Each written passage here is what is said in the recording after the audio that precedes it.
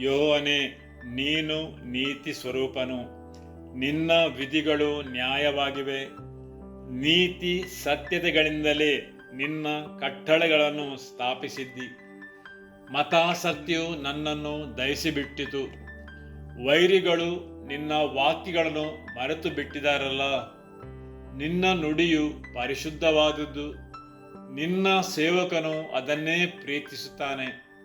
ನಾನು ಅಲ್ಪನೂ ತಿರಸ್ಕಾರ ಹೊಂದಿದವನೂ ಆಗಿದ್ದೇನೆ, ಆದರೂ ನಿನ್ನ ನಿಯಮಗಳನ್ನು ಮರೆಯುವುದಿಲ್ಲ. ನಿನ್ನ ನೀತಿಯು ನಿತ್ಯವಾದದ್ದೇ, ನಿನ್ನ ಧರ್ಮಶಾಸ್ತ್ರವು ಸತ್ಯವಾಗಿದೆ. ಕಷ್ಟ ಸಂಕಷ್ಟಗಳು ನನ್ನನ್ನು ಹಿಡಿದಿವೆ, ನಿನ್ನ ಆಜ್ಞೆಗಳು ನನಗೆ ಸಂತೋಷಕರವಾಗಿವೆ. ನಿನ್ನ ಕಟ್ಟಳೆಗಳು ಸದಾಕಾಲವು ನೀತಿಯುಳ್ಳವುಗಳು. ನನಗೆ ವಿವೇಕವನ್ನು ದಯಪಾಲಿಸು, ಆಗ ಬದುಕುವೆನು. ಆಮೆನ್. ಹಲ್ಲೆಲೂಯಾ.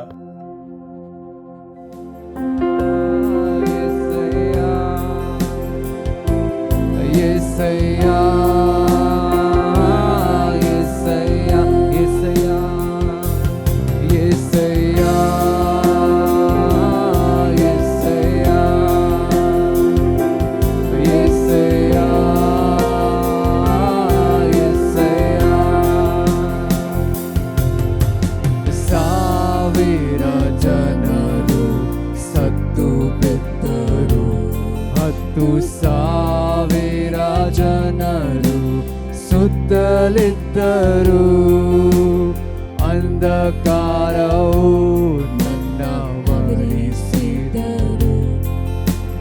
ಮರಣ ಭಯವು ನನ್ನ ಬಾಧಿಸಿದರು. ನಾ ಭಯ ಪಡೆನು, ನಾ ಹೆದರೆನು.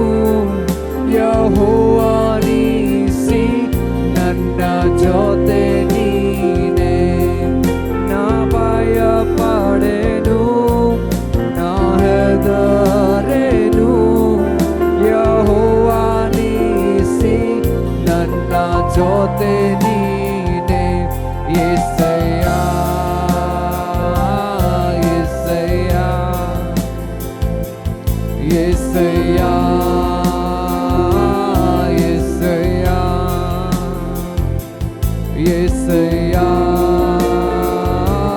ಯೆಸಯ್ಯ, ಯೆಸಯ್ಯ, ಯೆಸಯ್ಯ. ನಿನ್ನ ಪ್ರೀತಿಸಿದವರನ್ನು ತಪ್ಪಿಸುವಾತನೇ, ನಿನ್ನ ಅರಿತವರನ್ನು ಘನಪಡಿಸುವಾತನೇ. ನಿನ್ನ ಪ್ರೀತಿಸಿದವರನ್ನು ತಪ್ಪಿಸುವಾತನೇ, ನಿನ್ನ ಅರಿತವರನ್ನು ಘನಪಡಿಸುವಾತನೇ. ನನ್ನ ಯುದ್ಧವ ಜಯಿಸಿ ಮೇಲಕ್ಕೆತ್ತುವಾತನೇ, ಕೃಪೆಯಿಂದ ಕೃಪೆಯನ್ನು ತೋರಿಸುವಾತನೇ. ನನ್ನ ಯುದ್ಧವ ಜಯಿಸಿ ಮೇಲಕ್ಕೆತ್ತುವಾತನೇ, ಕೃಪೆಯಿಂದ ಕೃಪೆಯನ್ನು ತೋರಿಸುವಾತನೇ. ಯೆಸಯ್ಯ, ಯೆಸಯ್ಯ, ಯೆಸಯ್ಯ, ಯೆಸಯ್ಯ, ಯೆಸಯ್ಯ, ಯೆಸಯ್ಯ, ಯೆಸಯ್ಯ, ಯೆಸಯ್ಯ, ಯೆಸಯ್ಯ. ನಾ ಭಯ ಪಡೆನು, ನಾ ಹೆದರೆನು. ಯೆಹೋವ ಶಾಲೋಮ್, ನನ್ನ ಜೊತೆ ನೀನೆ. ನಾ ಭಯ ಪಡೆನು, ನಾ ಹೆದರೆನು. ಯೆಹೋವ ಶಾಲೋಮ್, ನನ್ನ ಜೊತೆ ನೀನೆ. ಯೇಸುವೇ, ಆರಾಧನೆ. ನಿಮಗೆ ವಂದನೆ. ಓ ಯೇಸುವೇ,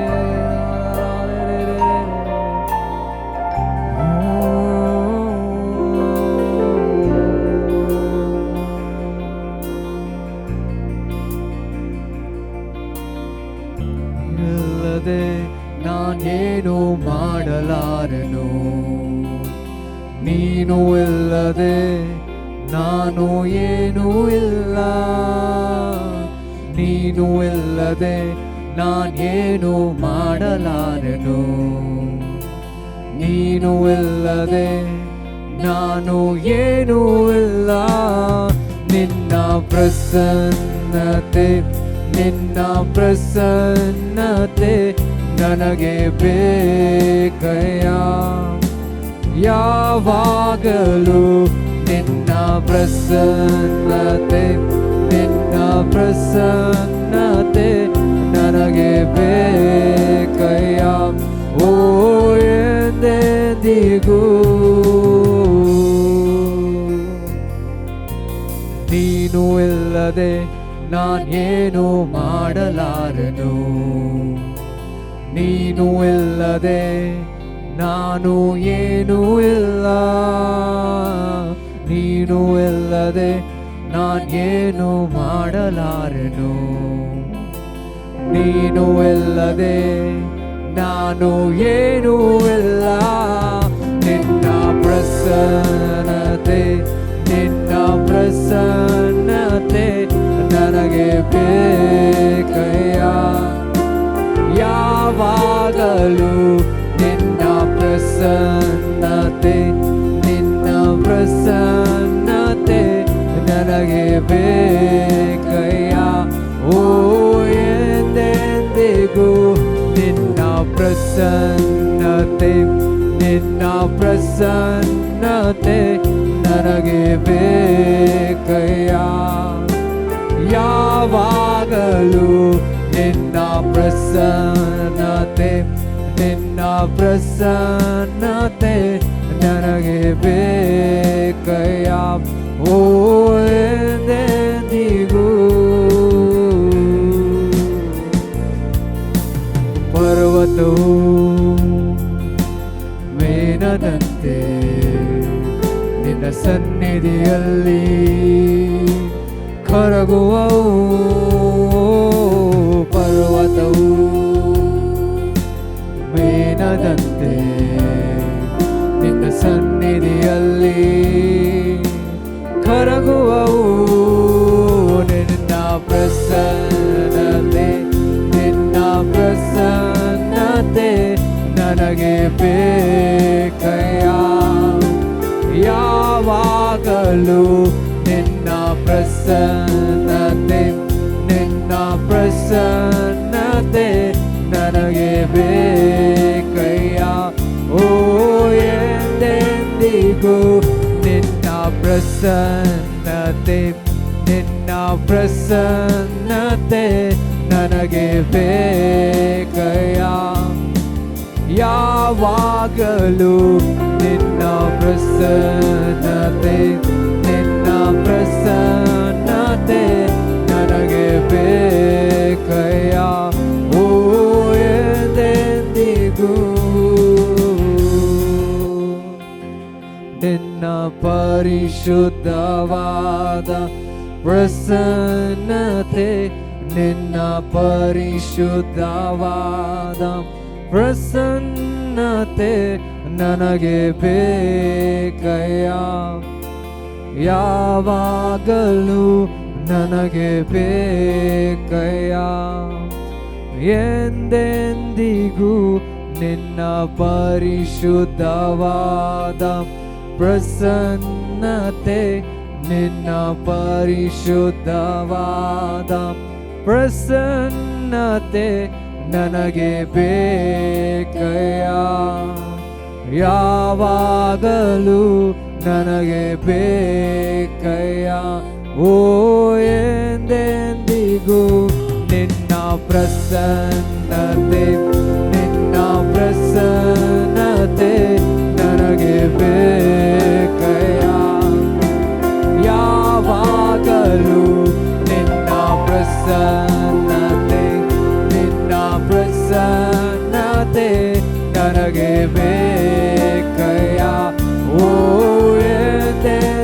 ಎಂದೆಂದಿಗೂ ನಿನ್ನ ಪ್ರಸನ್ನತೆ ನಿನ್ನ ಪ್ರಸನ್ನತೆ ನನಗೆ ಬೇಕಯ್ಯ ಯಾವಾಗಲೂ ನಿನ್ನ ಪ್ರಸನ್ನತೆ ನಿನ್ನ ಪ್ರಸನ್ನತೆ ನನಗೆ ಬೇಕಯ್ಯ ಓ ಎಂದೆಂದಿಗೂ ನಿನ್ನ ಪರಿಶುದ್ಧವಾದ ಪ್ರಸನ್ನತೆ ನಿನ್ನ ಪರಿಶುದ್ಧವಾದ ಪ್ರಸನ್ನತೆ ನನಗೆ ಬೇಕಯ್ಯ ಯಾವಾಗಲೂ ನನಗೆ ಬೇಕಯ್ಯ ಎಂದೆಂದಿಗೂ ನಿನ್ನ ಪರಿಶುದ್ಧವಾದ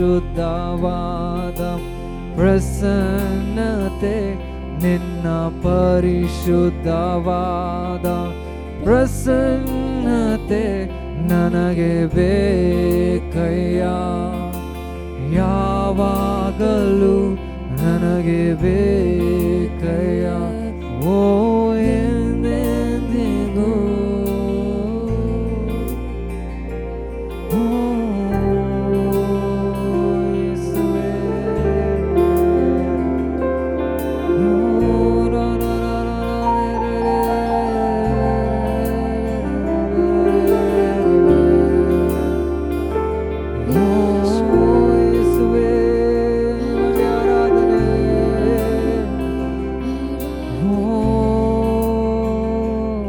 ಯೇಸುವೇ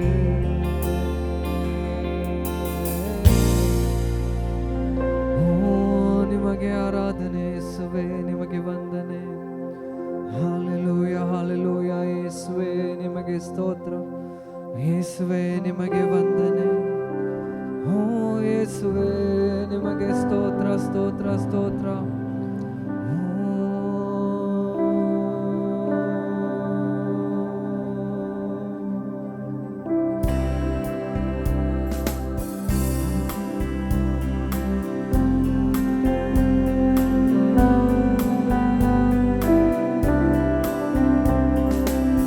ನಿತ್ಯ ಸ್ತುತ್ಯ ವರ್ಧನ ನನ್ನ ಹೃದಯ ಪಾಲನ ಅಮಿತ ನಿನ್ನ ಪ್ರೀತಿಯ ನೆನೆವುದೆಂದು ಎನ್ಮನ ನಿತ್ಯ ಸ್ತುತ್ಯ ಕರ್ತನ ನನ್ನ ಹೃದಯ ಪಾಲನ ಅಮಿತ ನಿನ್ನ ಪ್ರೀತಿಯ ನೆನೆವುದೆಂದು ಎನ್ಮನ ಮಹಿಮೆ ಲೋಕ ತ್ಯಾಜಿಸಿ ದೀನನಾಗಿ ಬಂದೆನಿ ಮನುಷ್ಯನಾಗಿ ಕಾಣಲು ಮನುಷ್ಯ ರೂಪ ತಾಳಿದೆ ಪ್ರೇಮ ಮೇ ಹೃದಯದಿ ಪ್ರೇಮ ಮೇ ಹೃದಯದಿ ಶುದ್ಧರಾಗಿ ಮಾಡಿದಿ ನಿತ್ಯ ಸ್ತುತ್ಯ ಕರ್ತನ ನನ್ನ ಹೃದಯ ಪಾಲನ ಅಮಿತ ನಿನ್ನ ಪ್ರೀತಿಯ ನೆನೆವುದೆಂದು ಎಲ್ಮನ ನಿತ್ಯ ಸ್ತುತ್ಯ ಕರ್ತನ ನನ್ನ ಹೃದಯ ಪಾಲನ ಅಮಿತ ನಿನ್ನ ಪ್ರೀತಿಯ ನೆನೆವುದೆಂದು ಎಲ್ಮನ ಕ್ರೂಜೆ ಕಂಬಾವೆಲೆಯೇ ದಿವ್ಯ ರಕ್ತ ಚೆಲ್ಲಿದೆ ನನ್ನ ಕ್ರೂರ ಪಾಪಕ್ಕೆ ಕ್ರೂರ ಮರಣ ತಾಳಿದೆ ರಕ್ಷಣಾ ನಂದವಾ ರಕ್ಷಣಾ ನಂದವಾ ಹಾಡಿ ಸುಗುಮ ಮಾಡಿದಿ. ನಿತ್ಯ ಸ್ತುತ್ಯ ಕರ್ತನ ನನ್ನ ಹೃದಯ ಪಾಲನ. ಅಮಿತ ನಿನ್ನ ಪ್ರೀತಿಯ ನೆನೆವುದೆಂದು ಎನ್ನನ. ನಿತ್ಯ ಸ್ತುತ್ಯ ಕರ್ತನ ನನ್ನ ಹೃದಯ ಪಾಲನ. ಅಮಿತ ನಿನ್ನ ಪ್ರೀತಿಯ ನೆನೆವುದೆಂದು ಎನ್ನನ. ಮಹಿಮೆ ಲೋಕ ತ್ಯಾಜಿಸಿ ದೀನನಾಗಿ ಬಂದೆನಿ. ಮನುಷ್ಯರು ಕಾಣಲು ಮನುಷ್ಯ ರೂಪ ತಾಳಿದೆ. ಪ್ರೇಮಮೇ ಹೃದಯದಿ ಪ್ರೇಮಮೇ ಹೃದಯದಿ ಶುದ್ಧರಾಗಿ ಮಾಡಿದೆ. ನಿತ್ಯ ಸ್ತುತ್ಯ ಕರ್ತನ ನನ್ನ ಹೃದಯ ಪಾಲನ. ಅಮಿತ ನಿನ್ನ ಪ್ರೀತಿಯ ನೆನೆವುದೆಂದು ಮನ. ನಿತ್ಯ ಸ್ತುತ್ಯ ಕರ್ತನ ನನ್ನ ಹೃದಯ ಪಾಲನ. ಅಮಿತ ನಿನ್ನ ಪ್ರೀತಿಯ ನೆನೆವುದೆಂದು ಮನ. ಕ್ರೂಚೆ ಕಂಬ ಮೇಲೆಯೇ ದಿವ್ಯ ರಕ್ತ ಚೆಲ್ಲಿದೆ. ನನ್ನ ಕ್ರೂರ ಪಾಪಕ್ಕೆ ಕ್ರೂರ ಮರಣ ತಾಳಿದೆ. ರಕ್ಷಣಾ ನಂದದ ರಕ್ಷಣಾ ನಂದವಾ ಹಾಡಿ ಸುಗುಮ ಮಾಡಿದಿ. ನಿತ್ಯ ಸ್ತುತ್ಯ ಕರ್ತನ ನನ್ನ ಹೃದಯ ಪಾಲನ. ಅಮಿತ ನಿನ್ನ ಪ್ರೀತಿಯ ನೆನೆವುದೆಂದು ಎನ್ಮನ. ನಿತ್ಯ ಸ್ತುತ್ಯ ಕರ್ತನ ನನ್ನ ಹೃದಯ ಪಾಲನ. ಅಮಿತ ನಿನ್ನ ಪ್ರೀತಿಯ ನೆನೆವುದೆಂದು ಎನ್ಮನ. ನಿತ್ಯ ಸ್ತುತ್ಯ ಕರ್ತನ ನನ್ನ ಹೃದಯ ಪಾಲನ. ಅಮಿತ ನಿನ್ನ ಪ್ರೀತಿಯ ನೆನೆವುದೆಂದು ಎನ್ಮನ. ನೆನೆವುದೆಂದು ಎನ್ಮನ.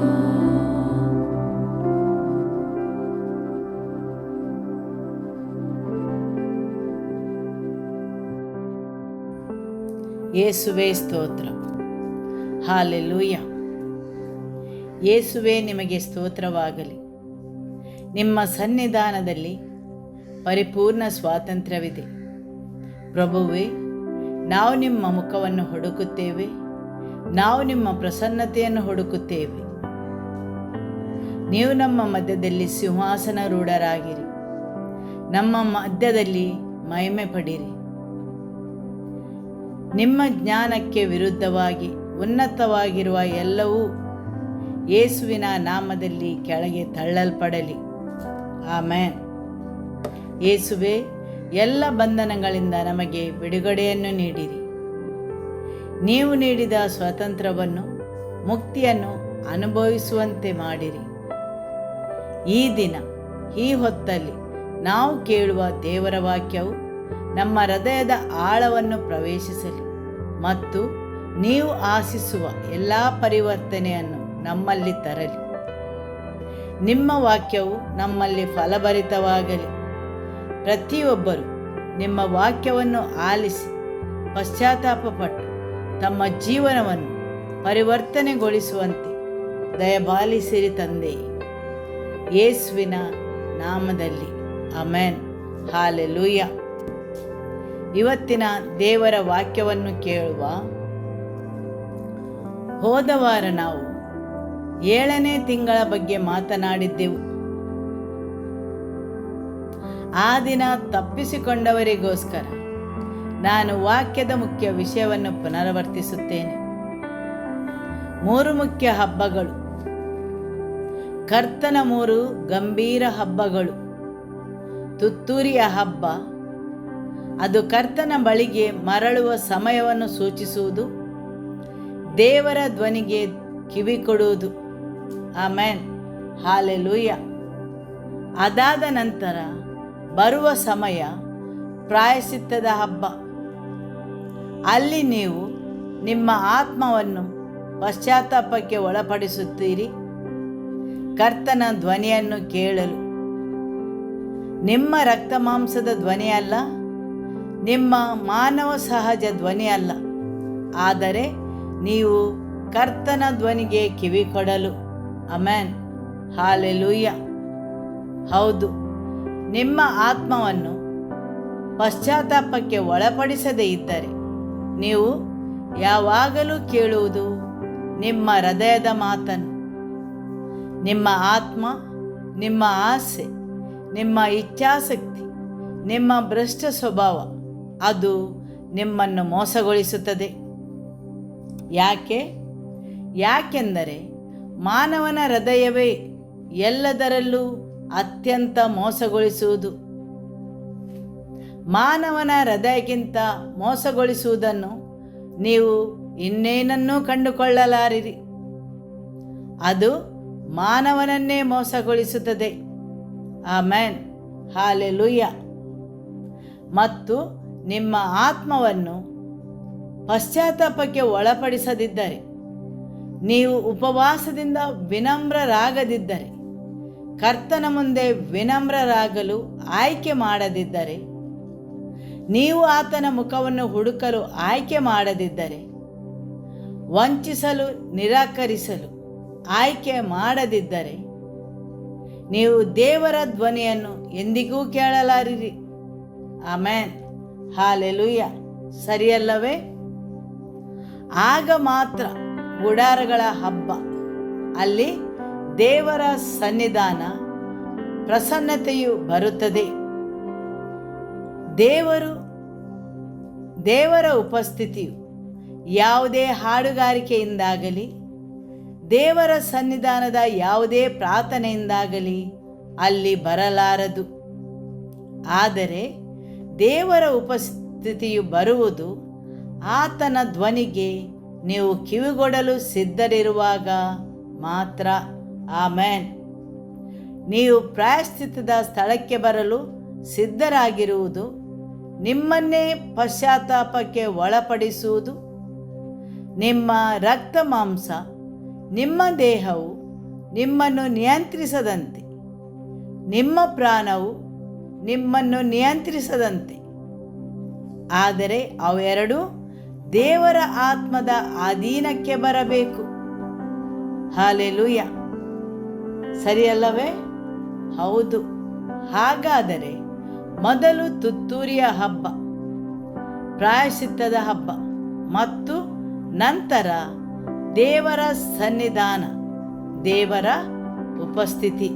ಆಮೆನ್. ಆಗ ಶಿಬಿರದಲ್ಲಿ ಆನಂದೋತ್ಸವವೂ ಇರುತ್ತದೆ. ಆಗ ಶಿಬಿರದಲ್ಲಿ ವಿಶ್ರಾಂತಿ ಇರುತ್ತದೆ. ದೇವರ ಸನ್ನಿಧಾನವೇ ಎಲ್ಲೆಡೆ ವಿಶ್ರಾಂತಿಯನ್ನು ತರುತ್ತದೆ. ಹಾಲೆಲೂಯ. ಆಮೆನ್. ನಿಮ್ಮಲ್ಲಿ ಕೆಲವರು ಪಾಸ್ಟರ್ ಹೇಳಿದ್ದ ಈ ಮಾತನ್ನು ಕೇಳಿರಬಹುದು. ಒಂದು ಪೂರ್ವಕಾಲ ವೃತ್ತಾಂತ ಅಧ್ಯಾಯ 22 ವಾಕ್ಯ 18. ಆತನು ಅವರಿಗೆ, ನಿಮ್ಮ ದೇವರಾದ ಯೆಹೋವನು ನಿಮ್ಮ ಸಂಗಡ ಇದ್ದು ಎಲ್ಲ ಕಡೆಗಳಲ್ಲಿಯೂ ನಿಮಗೆ ವಿಶ್ರಾಂತಿಯನ್ನು ಅನುಗ್ರಹಿಸ್ತಾನಲ್ಲ. ಆತನು ಈ ದೇಶದ ಮೂಲ ನಿವಾಸಿಗಳನ್ನು ನನ್ನ ಕೈಗೆ ಒಪ್ಪಿಸಿದ್ದಾನೆ. ದೇಶವು ಯೆಹೋವನಿಗೂ ಆತನ ಪ್ರಜೆಗಳಿಗೂ ಸ್ವಾಧೀನವಾಯಿತು ನೋಡಿರಿ. ಆಮೆನ್. ಹಾಲೆಲೂಯ. ಇಲ್ಲಿ ದೇವರ ವಾಕ್ಯವು ಹೇಳುತ್ತದೆ, ಕರ್ತನು ನಿಮ್ಮ ಜೊತೆ ಇದ್ದಾನೆ ಅಥವಾ ಕರ್ತನು ನಿಮ್ಮ ಪರವಾಗಿದ್ದಾನೆ. ಆಮೆನ್. ಮತ್ತು ಆತನ ಉಪಸ್ಥಿತಿಯು ವಿಶ್ರಾಂತಿಯನ್ನು ನೀಡುತ್ತದೆ. ಹಾಗಾಗಿ ದೇವರ ಸನ್ನಿಧಾನ ಮಾತ್ರ ವಿಶ್ರಾಂತಿಯನ್ನು ತರಬಲ್ಲದು. ಆಮೆನ್. ಹಾಲೆಲೂಯ. ದೇವರು ನಿಮ್ಮ ಪರವಾಗಿದ್ದಾನೆ. ಈಗ ನೀವು ಇಸ್ರಾಯೇಲರ ಕಡೆ ನೋಡಿದಾಗ ನೀವು ಯಾವಾಗಲೂ ಅವರು ಹಾದು ಹೋದ ಋತುಗಳನ್ನು ನೋಡಬಹುದು. ಅಲ್ಲಿ ಕರ್ತನು ಅವರ ಪರವಾಗಿದ್ದ ಋತುಗಳು ಮತ್ತು ಕರ್ತನು ಅವರ ವಿರುದ್ಧವಾಗಿದ್ದ ಋತುಗಳನ್ನು. ಹೌದು, ಬೈಬಲ್ನಲ್ಲಿ ಎಲ್ಲಿ ನೋಡಿದರೂ ಸಹ ಅಲ್ಲಿ ಕೆಲವು ಋತುಗಳು ಇದ್ದವು. ಕರ್ತನು ಅವರ ಪರವಾಗಿದ್ದನು, ಅವರ ಪರವಾಗಿ ಹೋರಾಡುತ್ತಿದ್ದನು, ಅವರಿಗೆ ಮಹಾ ಜಯಗಳನ್ನು ಕೊಡುತ್ತಿದ್ದನು, ಮಹಾ ವಿಮೋಚನೆಗಳನ್ನು, ಅವರಿಗಾಗಿ ಶಕ್ತಿಶಾಲಿ ಕಾರ್ಯಗಳನ್ನು ಮಾಡುತ್ತಿದ್ದನು. ಆಮೆನ್. ಆದರೆ ಇನ್ನೂ ಕೆಲವು ಸಮಯಗಳಿದ್ದವು, ಋತುಗಳು ಇದ್ದವು. ಅದೇ ದೇವರು ಇಸ್ರಾಯೇಲರ ವಿರುದ್ಧವಾಗಿದ್ದರು. ಆಮೆನ್. ಹಾಲೆಲೂಯ. ಯಾಜಕ ಕಾಂಡ ಅಧ್ಯಾಯ 26 ವಾಕ್ಯ 14. ಆದರೆ ನೀವು ನನ್ನ ಮಾತನ್ನು ಕೇಳದೆ ಈ ಆಜ್ಞೆಗಳನ್ನೆಲ್ಲ ಅನುಸರಿಸದೆ ನನ್ನ ನಿಯಮಗಳನ್ನು ಬೇಡವೆಂದು ನನ್ನ ವಿಧಿಗಳನ್ನು ತಳ್ಳಿಬಿಟ್ಟರೆ, ನೀವು ನನ್ನ ಆಜ್ಞೆಗಳನ್ನು ಅನುಸರಿಸದೆ ನನ್ನ ನಿಬಂಧನೆಯನ್ನು ಮೀರಿ ನಡೆದರೆ, ನಾನು ನಿಮಗೆ ಮಾಡುವುದೇನೆಂದರೆ ಕ್ಷಯರೋಗ, ಚಳಿ ಜ್ವರ ಮುಂತಾದ ಭಯಂಕರ ವ್ಯಾಧಿಗಳನ್ನು ನಿಮ್ಮಲ್ಲಿ ಇರುವಂತೆ ಮಾಡುವೆನು. ಇವುಗಳ ದೆಸೆಯಿಂದ ನೀವು ಕಂಗೆಟ್ಟರಾಗಿಯೂ ಮನಗುಂದಿದವರಾಗಿಯೂ ಇರುವಿರಿ. ನೀವು ಬೀಜ ಬಿತ್ತಿದಾಗ ಅದರ ಫಲವು ನಿಮಗೆ ದೊರೆಯದೆ ಹೋಗುವುದು. ಶತ್ರುಗಳು ಬಂದು ಅದನ್ನು ತಿಂದು ಬಿಡುವರು. ನಾನು ನಿಮ್ಮ ಮೇಲೆ ಉಗ್ರ ಕೋಪಗೊಳ್ಳುವುದರಿಂದ ನೀವು ನಿಮ್ಮ ಶತ್ರುಗಳ ಮುಂದೆ ಸೋತು ಹೋಗುವಿರಿ. ನಿಮ್ಮ ವೈರಿಗಳು ನಿಮ್ಮನ್ನು ಆಳುವರು. ಯಾರೂ ಬೆನ್ನಟ್ಟಿ ಬರದಿದ್ದರೂ ನೀವು ಹೆದರಿ ಓಡುವಿರಿ. ಆಮೆನ್. ಹಾಲೆಲೂಯ. ಹೌದು, ಎಲ್ಲರೂ ಕರ್ತನಿಗೆ ವಿಧೇಯರಾಗದಿರಲು ಆಯ್ಕೆ ಮಾಡಿದಾಗ. ಹೌದು, ಹೀಗಾಗಿ ಕೆಲವು ಸಮಯಗಳು ಮತ್ತು ಋತುಗಳು ಇದ್ದವು. ಅವುಗಳಲ್ಲಿ ಅವರು ವಿಧೇಯರಾಗಲು ಸಿದ್ಧರಾಗಿದ್ದರು. ಆದರೆ ಕೆಲವು ಸಮಯಗಳಲ್ಲಿ ಅವರು ವಿಧೇಯರಾಗಲು ಸಿದ್ಧರಿರಲಿಲ್ಲ. ಮತ್ತು ದೇವರ ವಾಕ್ಯವು ಹೇಳುತ್ತದೆ ಏನಾಯ್ತೆಂದು. ಅವರ ಮೇಲೆ ನಾಶವು ಬಂತು, ಅವರ ಮೇಲೆ ಭೀತಿ ಆವರಿಸಿತು. ಶತ್ರುಗಳು ಎಲ್ಲಿದ್ದರೂ ಅವರನ್ನು ವಶಪಡಿಸಿಕೊಳ್ಳುತ್ತಿದ್ದರು. ಕರ್ತನ ಮುಖವು ಅವರ ಪರವಾಗಿರಬೇಕಾದದ್ದು ಒಮ್ಮೆಲೆ ಅವರ ವಿರುದ್ಧವಾಗಿ ಬಿಟ್ಟಿತು. ಸರಿಯಲ್ಲವೇ? ಹೌದು. ನ್ಯಾಯಸ್ಥಾಪಕರು ಅಧ್ಯಾಯ 2 ವಾಕ್ಯ 14 ಮತ್ತು 15. ಆಗ ಯೆಹೋವನ ಕೋಪವು ಅವರ ಮೇಲೆ ಹೆಚ್ಚಾಯಿತು. ಆತನು ಅವರನ್ನು ಸೂರೆ ಮಾಡುವವರ ಕೈಗೆ ಒಪ್ಪಿಸಲು ಅವರು ಅವರನ್ನು ಸೂರೆ ಮಾಡಿದರು. ಆತನು ಅವರನ್ನು ಸುತ್ತಣ ವೈರಿಗಳಿಗೆ ಮಾರಿಬಿಟ್ಟನು. ಅವರು ಆ ಶತ್ರುಗಳ ಮುಂದೆ ನಿಲ್ಲಲಾರದವರಾದರು. ಯೆಹೋವನು ತಾನು ಮೊದಲೇ ಆಣೆಯಿಟ್ಟು ಹೇಳಿದಂತೆ ಇಸ್ರಾಯೇಲರು ಎಲ್ಲಿ ಹೋದರೂ ಆತನ ಕೈ ಅವರಿಗೆ ವಿರೋಧವಾಗಿಯೇ ಇತ್ತು. ಅವರು ಬಹು ಕಷ್ಟಗಳಿಗೆ ಗುರಿಯಾದರು. ಆಮೆನ್. ದೇವರ ವಾಕ್ಯವು ದೇವರು ಹೇಳಿದ ಬಗ್ಗೆ ಹೇಳುತ್ತದೆ. ನನ್ನ ಜನರು, ಹೌದು, ಕರ್ತನು ಅವರಿಗಾಗಿ ಮಹಾಕಾರ್ಯಗಳನ್ನು ಮಾಡಲು ಸಿದ್ಧನಾಗಿದ್ದನು. ಆದರೆ ದೇವರ ವಾಕ್ಯವು ಹೇಳುತ್ತದೆ, ಅದೇ ಜನರ ವಿರುದ್ಧ ದೇವರ ಕೋಪವು ಉರಿಯುತ್ತಿತ್ತು. ಹೌದು, ಕರ್ತನೇ ಅವರನ್ನು ಶತ್ರುವಿನ ಕೈಗೆ ಮಾರಿಬಿಟ್ಟನು. ದರೋಡೆಗಾರರು ಅವರನ್ನು ದೋಚಲು ಅವಕಾಶ ಮಾಡಿಕೊಟ್ಟರು ಮತ್ತು ಅವರನ್ನು ದುರ್ಬಲಗೊಳಿಸಿದರು. ಆಮೆನ್. ಅವರ ಪರವಾಗಿ ಹೋರಾಡಿ ಅವರನ್ನು ಹೊರತಂದ ಅದೇ ದೇವರು ಈಗ ಅವರ ವಿರುದ್ಧವಾಗಿದ್ದಾರೆ. ಆಮೆನ್.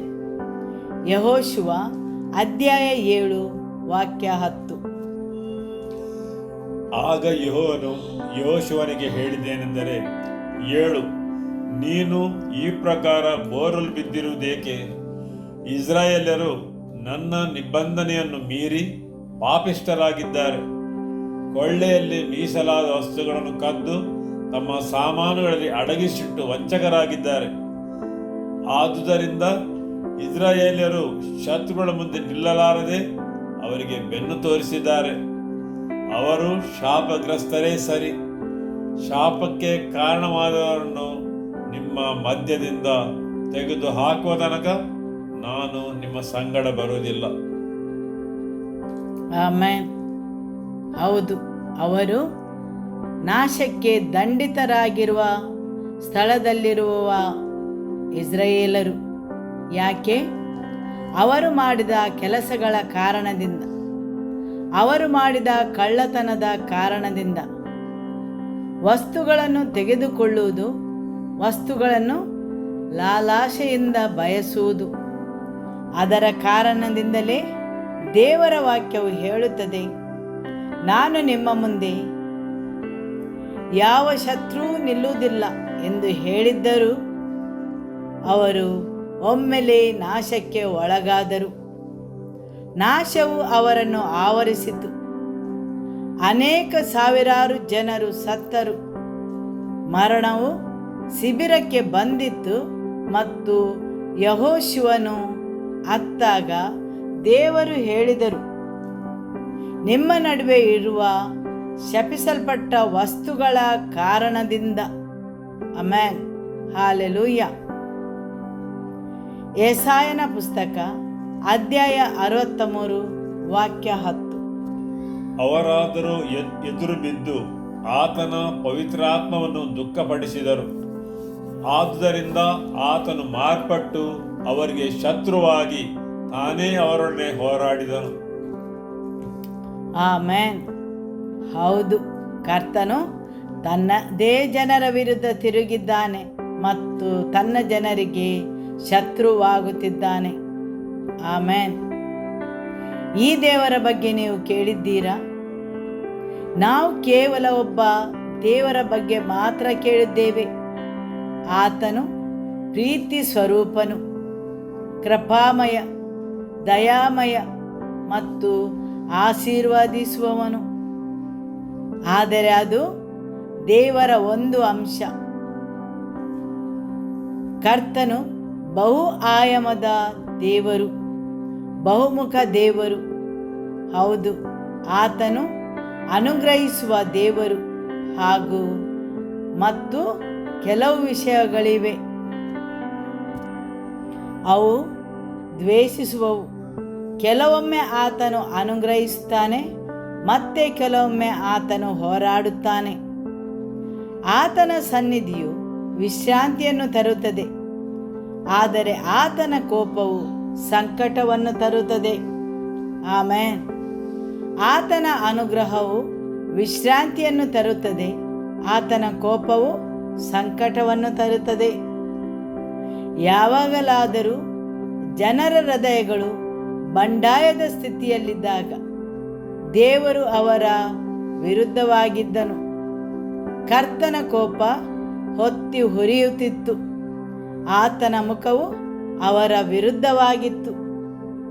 ಪ್ರತಿ ಸಾರಿ ನಾನು ಮತ್ತು ನೀವು ಪರಿಶೀಲಿಸುವ ಅಗತ್ಯವಿರುವುದು, ಆತನ ಉಪಸ್ಥಿತಿಯು ನಮ್ಮೊಂದಿಗೆ ಇದೆಯೇ? ಆತನ ಮುಖವು ನಮ್ಮ ಕಡೆ ಇದೆಯೇ ಅಥವಾ ನಮ್ಮ ವಿರುದ್ಧವೇ ಎಂದು. ಯಾವಾಗಲಾದರೂ ಯೆಹೋಶುವನು ಯುದ್ಧವನ್ನು ಎದುರಿಸಿದಾಗ ಅವನು ಮೊಟ್ಟ ಮೊದಲಿಗೆ ಕರ್ತನ ಮುಂದೆ ತನ್ನನ್ನೇ ತಾನೇ ವಿನಮ್ರಗೊಳಿಸುತ್ತಿದ್ದನು. ಕರ್ತನ ಮುಖವನ್ನು ಹುಡುಕುತ್ತಿದ್ದನು ಮತ್ತು ಕೇಳುತ್ತಿದ್ದನು, ಕರ್ತನೇ, ಯಾಕೆ ನಾನು ಇದನ್ನೆಲ್ಲ ಅನುಭವಿಸುತ್ತಿದ್ದೇನೆ? ನಾನು ಏನು ಬದಲಾಯಿಸಬೇಕು? ಮತ್ತು ಕರ್ತನು ಪ್ರಕಟಿಸಿದನು, ಇದು ನಿಮ್ಮ ಮಧ್ಯದಲ್ಲಿರುವ ಶಪಿಸಲ್ಪಟ್ಟ ವಸ್ತುಗಳ ಕಾರಣದಿಂದ. ಆಮೆನ್. ಹೀಗಾಗಿ ದೇವರ ಸನ್ನಿಧಿ ವಿಶ್ರಾಂತಿಯನ್ನು ತರುತ್ತದೆ. ದೇವರ ವಾಕ್ಯ ಹೇಳುತ್ತದೆ, ಇಸ್ರಾಯೇಲರ ಸುತ್ತ ವಿಭಿನ್ನ ಶತ್ರುಗಳು ಇದ್ದರು. ಒಂದು ಬದಿಯಲ್ಲಿ ಮೋವಾಬ್ಯರು ಇದ್ದರು. ಮೋವಾಬ್ಯರು ಏನನ್ನು ಬಯಸಿದರು? ಅವರು ಇಸ್ರಾಯೇಲರನ್ನು ಪಾಪಕ್ಕೆ ತಳ್ಳಲು ಬಯಸಿದರು. ಅವರು ಅವಿಧೇಯತೆಯ ಫಲವಾಗಿದ್ದರು. ಅವರು ಪಾಪದ ಫಲವಾಗಿದ್ದರು. ಹೌದು, ಅಮ್ಮೋನ್ಯರು, ಮೋವಾಬ್ಯರು ಇಸ್ರಾಯೇಲರನ್ನು ಪಾಪಕ್ಕೆ ತಳ್ಳಲು ಬಯಸಿದರು. ಹೀಗಾಗಿ ನಿಮ್ಮ ಸುತ್ತಮುತ್ತ ಇರುವ ಜನರು ನಿಮ್ಮನ್ನು ಪಾಪಕ್ಕೆ ತಳ್ಳಲು ಬಯಸುತ್ತಾರೆ. ಆದರೆ ದೇವರ ಸನ್ನಿಧಿ ಮಾತ್ರ ಅವರನ್ನು ನೀವು ವಶಪಡಿಸಿಕೊಳ್ಳಲು ನಿಮಗೆ ಸಹಾಯ ಮಾಡುತ್ತದೆ. ಸರಿಯಲ್ಲವೇ? ಆಮೆನ್. ನಿಮ್ಮನ್ನು ಆತನ ವಿರುದ್ಧ ಬಂಡಾಯ ಎಬ್ಬಿಸಲು ಬಯಸುವ ಜನರು, ಆತನಿಗೆ ಅವಿಧೇಯರಾಗುವಂತೆ ಮಾಡುವ ಜನರು. ಮೋವಾಬ್ಯರು ಅದನ್ನೇ ಮಾಡಲು ಪ್ರಯತ್ನಿಸುತ್ತಿದ್ದರು. ಅವರು ಇಸ್ರಾಯೇಲರನ್ನು ಅವಿಧೇಯತೆಯ ಸ್ಥಿತಿಗೆ ಎಳೆಯಲು ಪ್ರಯತ್ನಿಸುತ್ತಿದ್ದರು. ದೇವರ ಕೋಪವು ಅವರ ಮೇಲೆ ಬರುವಂತೆ ಬಾಲಾಮನು ಅದನ್ನೇ ಬೋಧಿಸಿದನು. ಅದನ್ನು ಬಾಲಾಮನ ತಪ್ಪು ಎಂದು ಕರೆಯುತ್ತಾರೆ. ತನ್ನ ಲಾಭಕ್ಕಾಗಿ ಅವನು ಇಸ್ರಾಯೇಲರನ್ನು ನಾಶ ಮಾಡಲು ಪ್ರಯತ್ನಿಸಿದನು. ಹೌದು, ಅವನು ಯಾರನ್ನು ಬಳಸಿದನು? ಅವನು ಮೋವಾಬ್ಯರನ್ನು ಬಳಸಿದನು. ಹೀಗಾಗಿ ನಿಮ್ಮನ್ನು ಪಾಪದ ಕಡೆಗೆ ಎಳೆಯುವ ಜನರು ನಿಮ್ಮ ಸುತ್ತಮುತ್ತ ಇದ್ದಾರೆ. ನಿಮ್ಮನ್ನು ಅವಿಧೇಯರನ್ನಾಗಿಸಲು ಪ್ರಯತ್ನಿಸುತ್ತಾರೆ. ಹಾಗೂ ಇನ್ನೊಂದು ಕಡೆ ಫಿಲಿಸ್ಟಿಯರು ಇದ್ದಾರೆ. ಅವರು ಇಸ್ರಾಯೇಲರನ್ನು ಹಾಸ್ಯ ಮಾಡಲು ಬಯಸುತ್ತಾರೆ. ಆಮೆನ್. ಹಾಗೂ ಅರ್ಮೇನಿಯರೂ ಇದ್ದಾರೆ. ಹೌದು, ಅವರ ಸುತ್ತಮುತ್ತ ಇರುವ ಜನರು. ಪ್ರತಿಯೊಬ್ಬ ಶತ್ರುವಿಗೂ ಒಂದು ಉದ್ದೇಶವಿತ್ತು, ಅವರ ಒಂದು ಗುರಿಯನ್ನು ಸಾಧಿಸಲು. ಇಸ್ರಾಯೇಲ್ ಅವಿಧೇಯತೆಯ ಸ್ಥಿತಿಗೆ ಬರಲೆಂದು ಶತ್ರುವಿನ ಒಂದೇ ಉದ್ದೇಶ, ಇಸ್ರಾಯೇಲರನ್ನು ಅವಿಧೇಯರಾಗುವಂತೆ ಮಾಡಲು. ಯಾಕೆಂದರೆ ಅವರು ಇಸ್ರಾಯೇಲರನ್ನು ಅವಿಧೇಯರನ್ನಾಗಿಸಿದರೆ ಅವರ ಶತ್ರುಗಳಿಗೆ ಅವರ ವಿರುದ್ಧ ಹೋರಾಡಬೇಕಾಗಿರುವುದಿಲ್ಲ. ಆದರೆ ದೇವರು ತಾನಾಗಿಯೇ ಇಸ್ರಾಯೇಲರ ವಿರುದ್ಧ ಹೋರಾಡುತ್ತಾರೆ. ಹೌದು, ಆದುದರಿಂದ ಅವರು ಇಸ್ರಾಯೇಲರನ್ನು ಅವಿಧೇಯರಾಗುವಂತೆ ಮಾಡಿದರೆ ದೇವರ ಕೋಪವು ಅವರ ವಿರುದ್ಧ ಬರುತ್ತದೆ ಎಂದು. ಸರಿಯಲ್ಲವೇ? ಆಮೆನ್. ಆದರೆ ದೇವರ ಉಪಸ್ಥಿತಿಯು ನಿಮ್ಮನ್ನು ವಶಪಡಿಸಿಕೊಳ್ಳುತ್ತದೆ. ಹಾಲೆಲೂಯ. ಆಮೆನ್. ಹೋದ ವಾರ ನಾವು ಲೂಕನ ಪುಸ್ತಕದಿಂದ ಮಾತನಾಡುತ್ತಿದ್ದೆವು. ಜನರ ಜೀವನದಲ್ಲಿ ಕಾರ್ಯನಿರ್ವಹಿಸುವ ಆತ್ಮಗಳ ಬಗ್ಗೆ. ಆ ಆತ್ಮಗಳು ಅವರನ್ನು ಮೋಸಗೊಳಿಸುವ ಅಥವಾ ಅವರನ್ನು ದೇವರ ಸನ್ನಿಧಿಯಿಂದ ದೂರ ಮಾಡುವ ವಿಭಿನ್ನ ರೀತಿಯ ಆತ್ಮಗಳು. ಹೀಗಾಗಿ ಹೊರಗಿನಿಂದ ಕಾರ್ಯನಿರ್ವಹಿಸುವ ಆತ್ಮಗಳು ಇವೆ. ಹೌದು, ಅಮ್ಮೋನ್ಯರ ಮೂಲಕ, ಮೋವಾಬ್ಯರ ಮೂಲಕ, ಫಿಲಿಸ್ತಿಯರ ಮೂಲಕ ಶತ್ರುಗಳು ಕಾರ್ಯನಿರ್ವಹಿಸುತ್ತಿದ್ದರು. ಆದರೆ ಒಳಗಡೆಯಲ್ಲಿಯೂ ಕಾರ್ಯನಿರ್ವಹಿಸುವ ಆತ್ಮಗಳು ಇವೆ. ಅವರನ್ನು ದೇವರಿಂದ ದೂರ ಮಾಡಲು ಪ್ರಯತ್ನಿಸುತ್ತಾ ಇವೆ. ಹೌದು, ನಾವು ಲೂಕನ ಸುವಾರ್ತೆಯಲ್ಲಿ ದಾರಿ ತಪ್ಪಿದ ಮಗನ ಬಗ್ಗೆ ಓದುತ್ತೇವೆ. ಇಲ್ಲಿ ದೇವರ ವಾಕ್ಯ ಹೇಳುತ್ತದೆ, ಮಗನು ತಂದೆಯ ಅರ್ಧ ಭಾಗವನ್ನು ತೆಗೆದುಕೊಂಡನು ಮತ್ತು ದೂರ ದೇಶಕ್ಕೆ ಹೋದನು. ಅವನು ತನ್ನದೇ ಮನೆಯಿಂದ ತನ್ನನ್ನು ಸಂಪೂರ್ಣವಾಗಿ ಬೇರು ಸಹಿತ ಬೇರ್ಪಡಿಸಿಕೊಂಡನು. ದೇವರ ವಾಕ್ಯ ಹೇಳುತ್ತದೆ, ಅವರಲ್ಲಿ ಕಿರಿಯವನು ತಂದೆಗೆ, ಅಪ್ಪ, ಆಸ್ತಿಯಲ್ಲಿ ನನಗೆ ಬರತಕ್ಕ ಪಾಲನ್ನು ಕೊಡು ಎಂದು ಕೇಳಲು ತಂದೆಯು ಅವರ ಜೀವನೋಪಾಯದ ಆಸ್ತಿಯನ್ನು ಅವರಿಗೆ ಹಂಚಿಕೊಟ್ಟನು. ಸ್ವಲ್ಪ ದಿವಸದ ಮೇಲೆ ಆ ಕಿರಿಮಗನು ಎಲ್ಲವನ್ನೂ ಕೂಡಿಸಿಕೊಂಡು ದೂರ ದೇಶಕ್ಕೆ ಹೊರಟು ಹೋದನು. ಅಲ್ಲಿ ತನ್ನ ಆಸ್ತಿ ಎಲ್ಲವನ್ನೂ ವ್ಯರ್ಥ ಮಾಡಿದನು. ಅವನ ಅಲೆಮಾರಿ ಜೀವನದಿಂದಾಗಿ, ಹೌದು, ಅವನು ಎಲ್ಲವನ್ನೂ ಖರ್ಚು ಮಾಡಿ ಆದ ಮೇಲೆ ಅವನಿದ್ದ ಆ ದೇಶದಲ್ಲಿ ಬರಗಾಲವು ಉಂಟಾಯಿತು. ಆ ದೇಶದಲ್ಲಿ ಅವನು ದರಿದ್ರನಾಗಲು ಆರಂಭಿಸಿದನು. ಇಲ್ಲಿ ದೇವರ ವಾಕ್ಯದ ಮುಖಾಂತರ ಪಾಸ್ಟರ್ ಅವರು ಹೇಳಿದರು, ಜೀವನಗಳನ್ನು ನಾಶ ಮಾಡಲು ಪ್ರಯತ್ನಿಸುವ ಆತ್ಮಗಳು ಇರುತ್ತವೆ. ಆ ಆತ್ಮಗಳು ಹೇಗೆ ಕಾರ್ಯನಿರ್ವಹಿಸ್ತವೆ? ಅವುಗಳು ಜನರನ್ನು ದೇವರ ಮನೆಯಿಂದ ದೂರ ಎಳೆದುಕೊಂಡು ಹೋಗುವ ಮೂಲಕ ಕಾರ್ಯನಿರ್ವಹಿಸ್ತವೆ. ಹೌದು, ಅವರನ್ನು ದೇವರ ಮನೆಯಿಂದ ಹೊರಗೆಳೆದುಕೊಳ್ಳುವುದು. ಹೀಗಾಗಿ ಇಲ್ಲಿ ದಾರಿ ತಪ್ಪಿದ ಮಗನ ಬಗ್ಗೆ ಹೇಳಲಾಗಿದೆ. ಅವನು ಅಕ್ಷರಶಃ ತನ್ನ ಆಸ್ತಿಯನ್ನು ಸೇರಿಸಿಕೊಂಡು ತಂದೆಯ ಮನೆಯಿಂದ ಹೊರಗೆ ನಡೆದು ದೂರ ದೇಶಕ್ಕೆ ಹೊರಟನು. ತಂದೆಯಿಂದ ಸಂಪೂರ್ಣ ಸಂಪರ್ಕ ಕಳೆದುಕೊಂಡನು. ಹೌದು, ಅನೇಕ ಜನರಿದ್ದಾರೆ ತಮ್ಮ ತಂದೆಯ ಮನೆಯಿಂದ ಸಂಪೂರ್ಣವಾಗಿ ದೂರ ನಡೆದು ಹೋಗುವವರು. ಆಶೀರ್ವಾದದೊಂದಿಗೆ ಬರುವ ಮೊದಲ ಆಜ್ಞೆ ಅಂದರೆ, ನಿಮ್ಮ ತಂದೆ ಮತ್ತು ತಾಯಿಯನ್ನು ಗೌರವಿಸಿರಿ. ಹೀಗಾಗಿ ಯಾವಾಗಲಾದರೂ ನಿಮ್ಮ ಸಹಜ ಪೋಷಕರಿಂದ ಅಥವಾ ನಿಮ್ಮ ಆತ್ಮೀಯ ಪೋಷಕರಿಂದ ಸಂಪರ್ಕ ಕಳೆದುಕೊಳ್ಳುವ ಸ್ಥಿತಿ ಬಂದಾಗ, ಹೌದು, ಶತ್ರು ನಿಮ್ಮನ್ನು ಬೇರ್ಪಡಿಸಲು ಕಾರ್ಯನಿರ್ವಹಿಸಿದಾಗಲೆಲ್ಲ ಮತ್ತು ನಿಮ್ಮನ್ನು ದೂರ ತೆಗೆದುಕೊಳ್ಳಲು ಪ್ರಯತ್ನಿಸಿದಾಗ ಅಲ್ಲಿ ಒಂದು ಆತ್ಮವು ಕಾರ್ಯನಿರ್ವಹಿಸುತ್ತದೆ. ಅದರ ಉದ್ದೇಶವೇನು? ಶತ್ರುವು ನಿಮ್ಮನ್ನು ತಂದೆಯ ಮನೆಯ ಹೊರಗೆ ಮಾತ್ರ ನಾಶ ಮಾಡಬಲ್ಲನು. ಮಗನು ತಂದೆಯ ಮನೆಯಿಂದ ಹೊರಗೆ ನಡೆದು ಹೋದಾಗ ಅವನು ಒಂದು ಅನ್ಯ ದೇಶಕ್ಕೆ ಹೋದನು. ತಂದೆಯು ತನ್ನ ಪಾಲನ್ನು 2 ಭಾಗಗಳನ್ನಾಗಿ ಹಂಚಿದನು. ನೀವು ಎಂದಾದರೂ ಯೋಚಿಸಿದ್ದೀರಾ?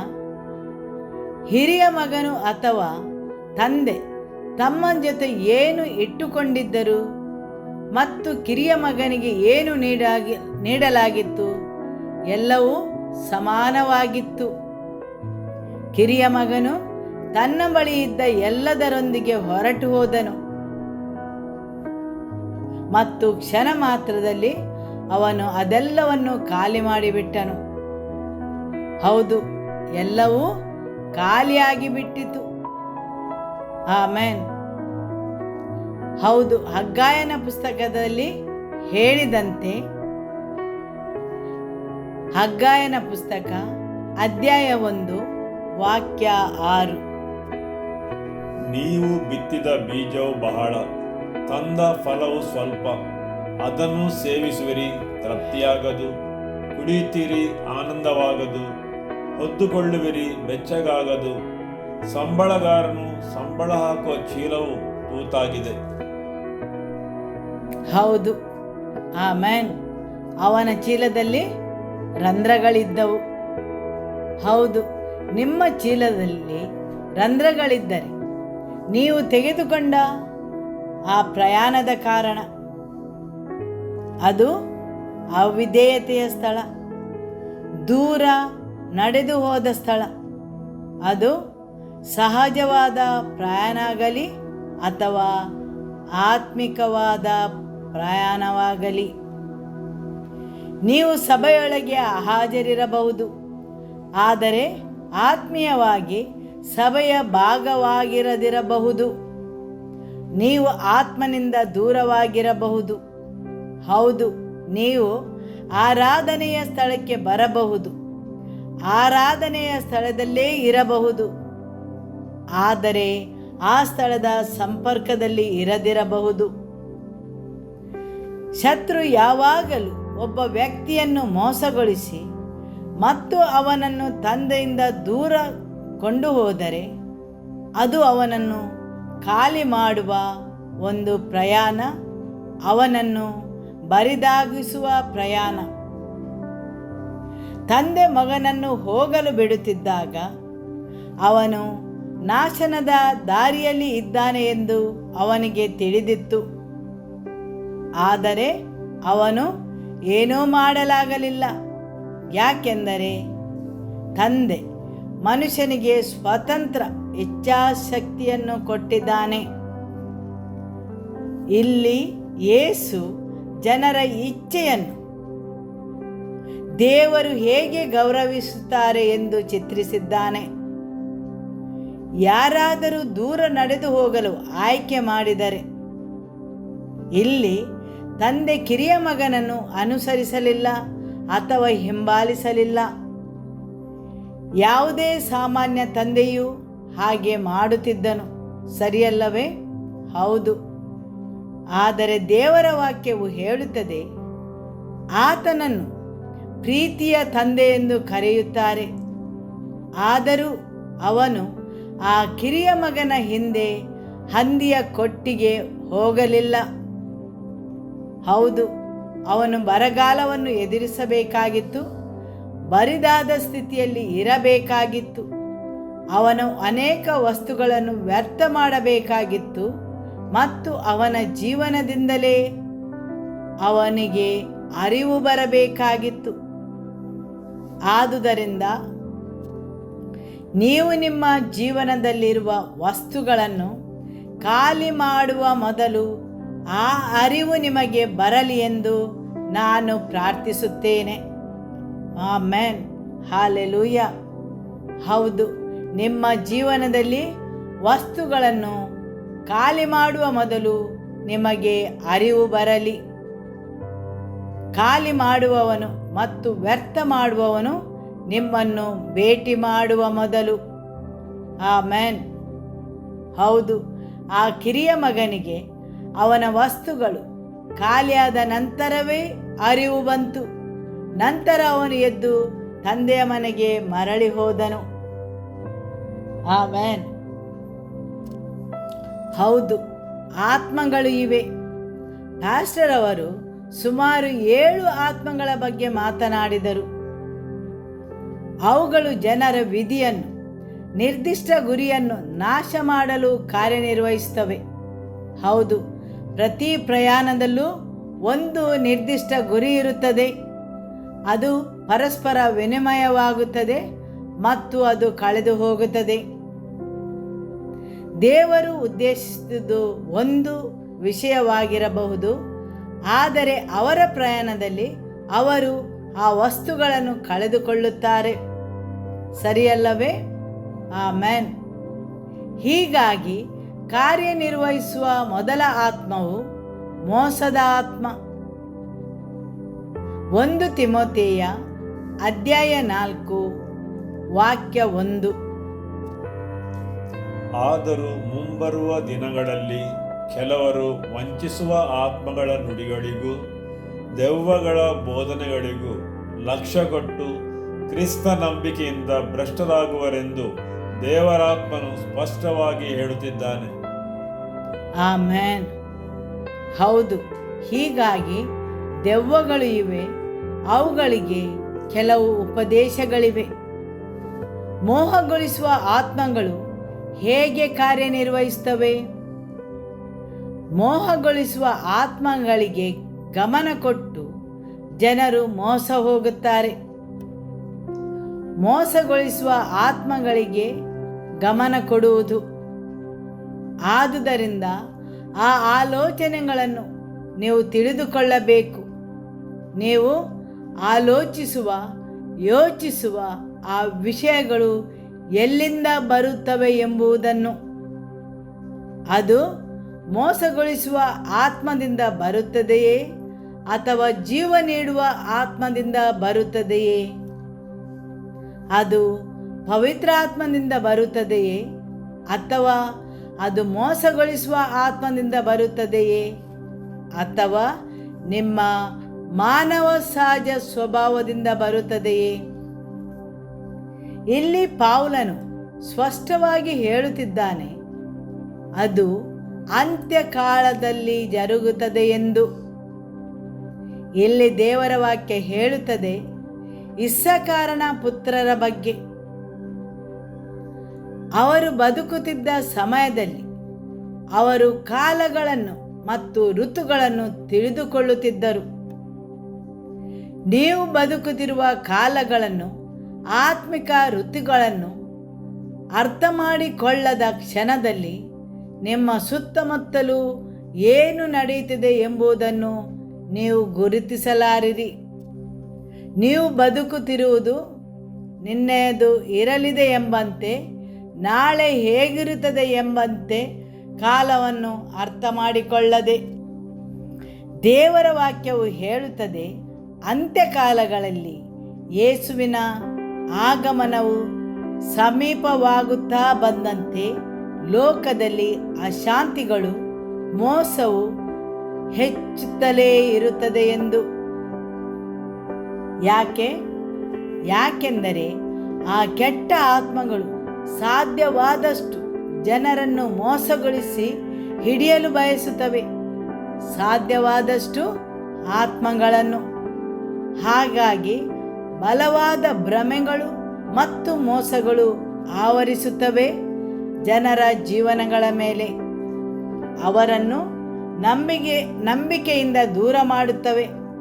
ಹೀಗಾಗಿ ಭ್ರಮೆಗಳು ಬಂದಾಗ ಏನಾಯಿತು ಎಂಬುದು ಅಥವಾ ಮೋಸಗಳು ಬಂದಾಗ ಅವರು ತಮ್ಮ ನಂಬಿಕೆಯನ್ನು ತ್ಯಜಿಸಿದರು. ಹೀಗಾಗಿ ಜನರು ತಮ್ಮ ನಂಬಿಕೆಯನ್ನು ತ್ಯಜಿಸುವಂತೆ ಮಾಡುವುದು ಈ ಮೋಸಗೊಳಿಸುವ ಆತ್ಮಗಳ ಮುಖ್ಯ ಉದ್ದೇಶವಾಗಿದೆ. ಸರಿಯಲ್ಲವೇ? ಹೌದು. ಹೀಗಾಗಿ ಶತ್ರು ಮಾಡುವ ಎಲ್ಲ ಉದ್ದೇಶವು ಆ ಯುದ್ಧವು ನಿಮ್ಮ ಆತ್ಮಕ್ಕಾಗಿ. ನಿಮ್ಮ ನೆರೆಯವರನ್ನು ನೋಡಿ ಹೇಳಿ, ಆ ಯುದ್ಧವು ನಿಮ್ಮ ಆತ್ಮಕ್ಕಾಗಿ. ಮತ್ತು ಶತ್ರು ಯೋಜಿಸುವ ಎಲ್ಲವೂ ಕಾರ್ಯಗತಗೊಳಿಸಲು ಬಯಸುವುದು ಜನರು ತಮ್ಮ ನಂಬಿಕೆಯನ್ನು ತ್ಯಜಿಸುವಂತೆ ಮಾಡುವುದೇ. ಆಮೆನ್. ಹಾಲೆಲೂಯ. 2 ತಿಮೋಥೆಯ ಅಧ್ಯಾಯ 4 ವಾಕ್ಯ 3. ಯಾಕೆಂದರೆ ಜನರು ಸ್ವಸ್ಥ ಬೋಧನೆಯನ್ನು ಒಪ್ಪಲಾರದ ಕಾಲವು ಬರುತ್ತದೆ. ಅದರಲ್ಲಿ ಅವರು ಕಿವಿಗೆ ಇಂಪಾಗುವ ಹಾಗೆ ತಮ್ಮ ದುರಾಶೆಗಳಿಗೆ ಅನುಕೂಲವಾದ ಉಪದೇಶಗಳನ್ನು ನೀಡುವ ಅನೇಕ ಉಪದೇಶಕರನ್ನು ಇಟ್ಟುಕೊಳ್ಳುವರು. ಆಮೆನ್. ಹಾಲೆಲೂಯ. ನಾನು ಒಬ್ಬ ದೇವರ ಮನುಷ್ಯನು ಹೇಳುವುದನ್ನು ಕೇಳಿದ್ದೇನೆ. ಇಂದು ಬಿಲೀವರ್ಸ್ ಕಮ್ಯುನಿಟಿ ಎನ್ನುವ ಸಮುದಾಯ ಬುಫೆಗೆ ಹೋಗಲು ಬಯಸುತ್ತಾರೆ ಮತ್ತು ಅವರಿಗೆ ಬೇಕಾದುದನ್ನು ಮಾತ್ರ ಆಯ್ಕೆ ಮಾಡಿ ತಿನ್ನುತ್ತಾರೆ. ಅದೇ ರೀತಿ ಹೆಚ್ಚಿನವರು ಆನ್ಲೈನ್ನಲ್ಲಿ ಏನನ್ನಾದರೂ ಕೇಳುವುದನ್ನೇ ಇಷ್ಟಪಡುತ್ತಾರೆ. ಅದು ಇಷ್ಟವಾಗದಿದ್ದರೆ ಅದನ್ನು ಬದಲಾಯಿಸಿ ಅವರಿಗೆ ಕಿವಿಗೆ ಬೇಕಾದುದನ್ನೇ, ಇಷ್ಟವಾದುದನ್ನೇ ಕೇಳುತ್ತಾರೆ. ಅವರು ದೇವರ ಸಭೆಯಲ್ಲಿ ದೇವರ ಸೇವೆಗೆ ತೊಡಗಿಸಿಕೊಂಡಾಗ ತಿದ್ದುಪಡಿಗಳು ಇರಬಹುದು, ಗದರಿಕೆ ಇರಬಹುದು. ಆದರೆ ಅವರಿಗೆ ಸರಿಯಾದ ಉಪದೇಶ ಬೇಕಿಲ್ಲದ ಕಾರಣ, ಹೌದು, ಅವರಿಗೆ ಸರಿಯಾದ ಉಪದೇಶಗಳು ಬೇಡ. ಅವರಿಗೆ ಕಿವಿಗೆ ಇಂಪಾದುದನ್ನು ಮಾತ್ರ ಕೇಳಲು ಬೇಕು. ಹೌದು, ಜನರು ತಮಗೆ ಬೇಕಾದುದನ್ನೇ ಕೇಳುತ್ತಾರೆ, ತಮಗೆ ಬೇಕಾದುದನ್ನು ಮಾತ್ರ ತೆಗೆದುಕೊಳ್ಳುತ್ತಾರೆ. ಸರಿಯಲ್ಲವೇ? ಆಮೆನ್. ಅವರು ಸರಿಯಾದ ಉಪದೇಶಗಳಿಗೆ ಕಿವಿಗೊಡಲಾರರು. ಮತ್ತಾಯನ ಸುವಾರ್ತೆ ಅಧ್ಯಾಯ 16 ವಾಕ್ಯ 21. ಅಂದಿನಿಂದ ಯೇಸು ಕ್ರಿಸ್ತನು ತಾನು ಯೆರೂಸಲೇಮಿಗೆ ಹೋಗಿ ಹಿರಿಯರಿಂದಲೂ ಮುಖ್ಯ ಯಾಜಕರಿಂದಲೂ ಶಾಸ್ತ್ರಿಗಳಿಂದಲೂ ಬಹು ಕಷ್ಟಗಳನ್ನು ಅನುಭವಿಸಿ ಕೊಲ್ಲಲ್ಪಟ್ಟು 3ನೇ ದಿನದಲ್ಲಿ ಎಬ್ಬಿಸಲ್ಪಡುವುದು ಅಗತ್ಯವೆಂದು ತನ್ನ ಶಿಷ್ಯರಿಗೆ ಹೇಳುವುದಕ್ಕೆ ಪ್ರಾರಂಭಿಸಿದನು. ಆಗ ಪೇತ್ರನು ಅವನನ್ನು ಪಕ್ಕಕ್ಕೆ ಕರೆದುಕೊಂಡು ಹೋಗಿ, ಕರ್ತನೇ, ದೇವರು ಅದನ್ನು ನಿನಗೆ ಬರಗೊಡಿಸದಿರಲಿ, ನಿನಗೆ ಹೀಗೆ ಎಂದಿಗೂ ಆಗಬಾರದು ಎಂದು ಆತನನ್ನು ಗದರಿಸುವುದಕ್ಕೆ ಪ್ರಾರಂಭಿಸಿದನು. ಆತನು ತಿರುಗಿಕೊಂಡು ಪೇತ್ರನಿಗೆ, ಸೈತಾನನೇ, ನನ್ನನ್ನು ಬಿಟ್ಟು ತೊಲಗಿ ಹೋಗು, ನನಗೆ ನೀನು ಅಡ್ಡಿಯಾಗಿದ್ದಿ, ಏಕೆಂದರೆ ನೀನು ದೇವರ ವಿಷಯಗಳ ಬಗ್ಗೆ ಯೋಚಿಸದೆ ಮನುಷ್ಯರ ವಿಷಯಗಳ ಬಗ್ಗೆ ಯೋಚಿಸ್ತಿ ಎಂದು ಹೇಳಿದನು. ಆಮೆನ್. ಇಲ್ಲಿ ಶಿಷ್ಯರನ್ನು ಕರೆದವನು ಯಾರು? ಯೇಸು. ಸರಿಯಲ್ಲವೇ? ಯೇಸು ಶಿಷ್ಯರನ್ನು ಆಯ್ಕೆ ಮಾಡಿದನು. ಈಗ ಯೇಸು ತನ್ನ ಶಿಷ್ಯರಿಗೆ ಬೋಧಿಸುತ್ತಿದ್ದಾನೆ. ಯೆರೂಸಲೇಮಿಗೆ ಹೋಗುವ ತನ್ನ ಪ್ರಯಾಣದ ಬಗ್ಗೆ, ತಾನು ಅನುಭವಿಸಬೇಕಾಗಿರುವುದರ ಬಗ್ಗೆ ಮತ್ತು ತನ್ನ ಮರಣದ ಬಗ್ಗೆ. ಈಗ ಪೇತ್ರನು ಯೇಸುವನ್ನು ಬದಿಗೆ ಕರೆದುಕೊಳ್ಳುತ್ತಾನೆ ಮತ್ತು ಆತನನ್ನು ಗದರಿಸುತ್ತಾನೆ. ಇಲ್ಲಿ ಕರೆದವನು ಯಾರು? ಪೇತ್ರನನ್ನು ಕರೆದವನು ಯೇಸುವ ಅಥವಾ ಯೇಸುವನ್ನು ಕರೆದವನು ಪೇತ್ರನ? ಹೌದು.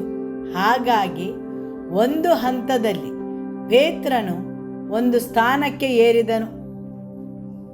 ಅಲ್ಲಿ ಯೇಸುವಿಗಿಂತ ತನಗೆ ಹೆಚ್ಚು ತಿಳಿದಿದೆ ಎಂದು ಅವನು ಭಾವಿಸಿದನು.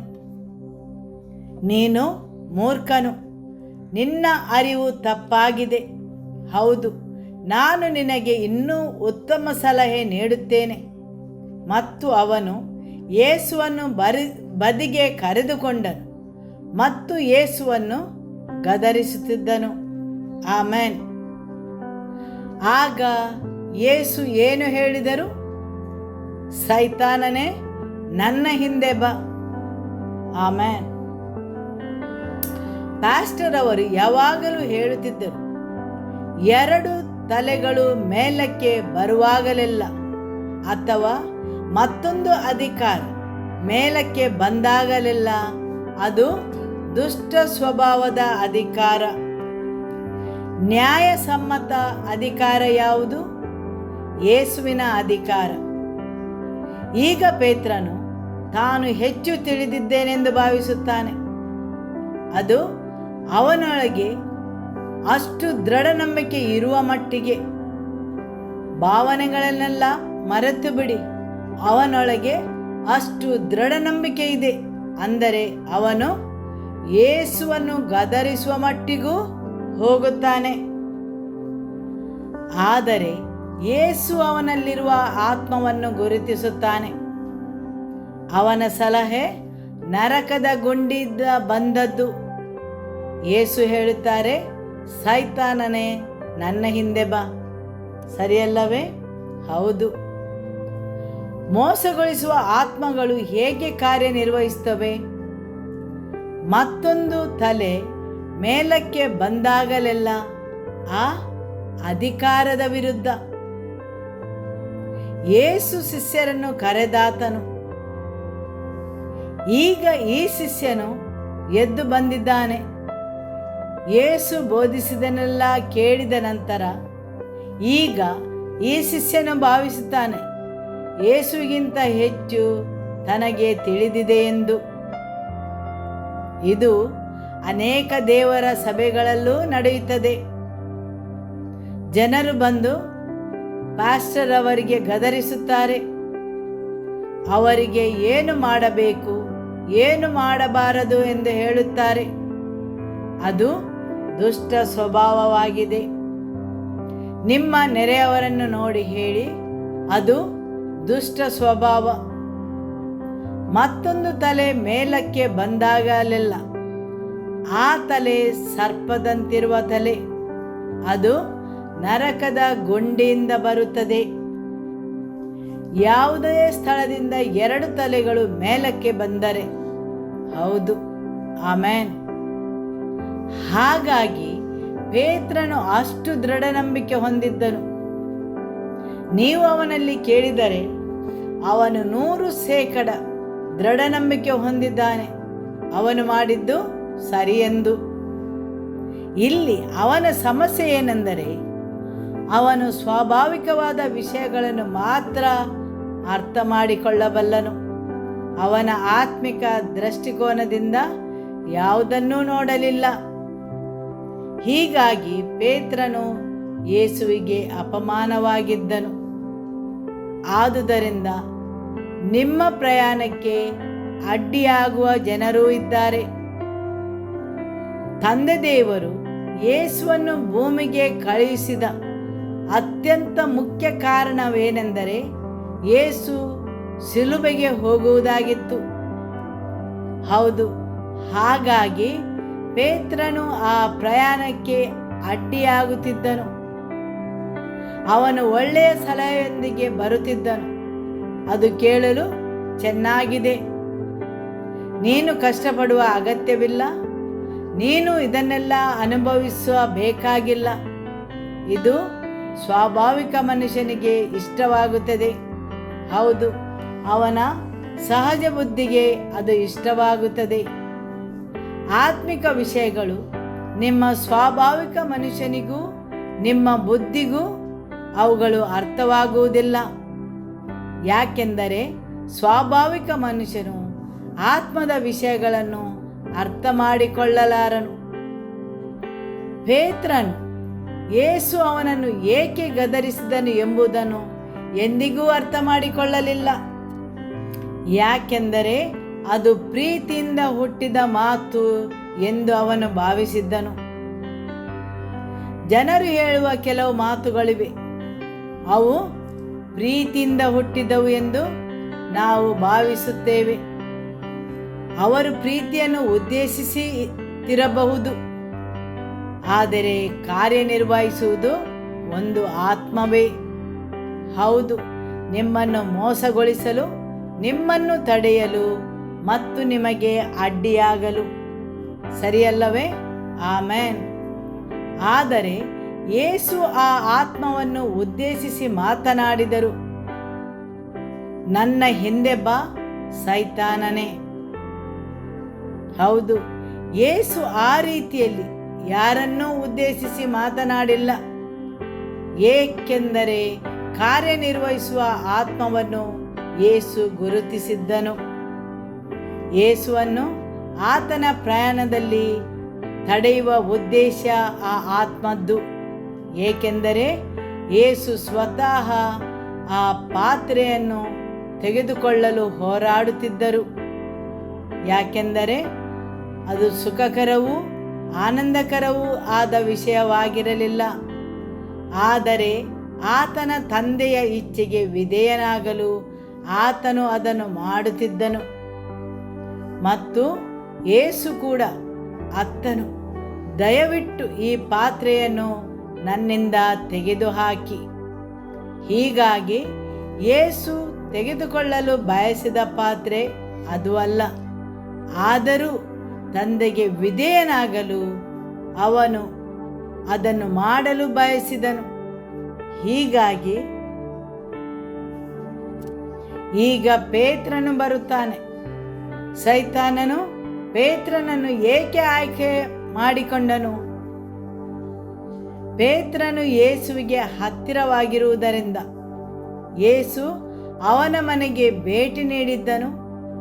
ಅವನ ಜೊತೆಗೆ ಅತ್ತೆಯ ಮನೆಗೆ ಹೋದನು. ಅವಳನ್ನು ಗುಣಪಡಿಸಿದನು. ಪೇತ್ರನಿಗೆ ಯೇಸುವಿನ ಹತ್ತಿರತೆ ಇರುವುದರಿಂದ ಸೈತಾನನು ಪೇತ್ರನನ್ನು ಆಯ್ಕೆ ಮಾಡಿದನು. ಮತ್ತು ಅವನ ಸುತ್ತಲೂ ಎಲ್ಲ ಸಾಧ್ಯವಾದ ದುರಾತ್ಮಗಳು ಕಾರ್ಯನಿರ್ವಹಿಸುತ್ತಿದ್ದವು. ಏಕೆಂದರೆ ಪೇತ್ರನು ಸುಲಭವಾಗಿ ಪ್ರವೇಶಿಸಬಹುದಾದವನು. ಅವನ ಮೂಲಕ ಅವರು ಯೇಸುವಿಗೆ ಹತ್ತಿರವಾಗಬಹುದಿತ್ತು. ಆಮೆನ್. ಸರಿಯಲ್ಲವೇ? ಹೌದು. ಹೀಗಾಗಿ ನೀವು ಆತ್ಮಿಕ ಅಧಿಕಾರ ಹೊಂದಿರುವ ಜನರಿಗೆ ಹತ್ತಿರವಾದಾಗಲೆಲ್ಲ ನೀವು ಎಚ್ಚರಿಕೆಯಿಂದ ಇರಬೇಕು. ಅದಕ್ಕಾಗಿಯೇ ಯಾಜಕಕಾಂಡ ಪುಸ್ತಕದಲ್ಲಿ ಹೇಳಿದೆ, ದೇವರ ಮಂಜೂಷವನ್ನು ಹೊತ್ತಿರುವ ಯಾಜಕರಿಂದ ದೂರವಿರಿ. ಮೋಶೆಯು ಎಲ್ಲ ಇಸ್ರಾಯೇಲರಿಗೆ ಆಜ್ಞಾಪಿಸಿದ್ದನು, ಅವರು ಯಾಜಕರಿಂದ ದೂರವಿರಬೇಕೆಂದು. ದೇವರ ಮಂಜೂಷವನ್ನು ಹೊತ್ತಿರುವವರಿಂದ, ದೇವರ ಮಂಜೂಷಕ್ಕೂ ಮತ್ತು ದೇವರ ಮಂಜೂಷವನ್ನು ಹೊತ್ತವರಿಗೂ ಎಂದಿಗೂ ತುಂಬ ಹತ್ತಿರ ಹೋಗಬೇಡಿರಿ. ಆಮೆನ್. ಹೀಗಾಗಿ ಪೇತ್ರನು ನೀಡಿದ ಸಲಹೆ ಸ್ವಾಭಾವಿಕ ಮನುಷ್ಯನಿಗೆ ತುಂಬ ಆಕರ್ಷಕವಾಗಿ ಕಾಣಿಸಿತ್ತು. ಆದರೆ ಅದು ನರಕದ ಗುಂಡಿಯಿಂದ ಬಂದ ಸಲಹೆ ಆಗಿತ್ತು. ಆದುದರಿಂದ ಸ್ವಾಭಾವಿಕ ಮನುಷ್ಯನಿಗೆ ಆಕರ್ಷಕವಾಗಿ ಕಾಣುವ ವಿಷಯಗಳು ದೇವರ ಆತ್ಮವು ಅದನ್ನು ವಿವೇಚಿಸದ ಹೊರತು ಅವು ತುಂಬ ಆಕರ್ಷಕವಾಗಿ ಕಾಣುತ್ತವೆ. ಹೌದು. ಹಾಗಾಗಿ ಪೇತ್ರನು ಒಂದು ಸ್ಥಿತಿಯಲ್ಲಿ ಇದ್ದನು, ಅಲ್ಲಿ ಅವನು ಯೇಸುವಿಗೆ ಏನು ಮಾಡಬೇಕು ಎಂದು ಸೂಚಿಸುತ್ತಿದ್ದನು. ಆಮೆನ್. ಹಾಲೆಲೂಯ. ಲೂಕನ ಸುವಾರ್ತೆ ಅಧ್ಯಾಯ 2 ವಾಕ್ಯ 31 ಮತ್ತು 32. ಸೀಮೋನನೇ, ಸೀಮೋನನೇ, ನೋಡು, ಸೈತಾನನು ನಿನ್ನನ್ನು ಗೋಧಿಯಂತೆ ಕೇರಬೇಕೆಂದು ಅಪ್ಪಣೆ ಕೇಳಿಕೊಂಡನು. ಆದರೆ ನಿನ್ನ ನಂಬಿಕೆ ಕುಂದಿ ಹೋಗಬಾರದೆಂದು ನಾನು ನಿನ್ನ ವಿಷಯದಲ್ಲಿ ದೇವರಿಗೆ ವಿಜ್ಞಾಪನೆ ಮಾಡಿಕೊಂಡೆನು.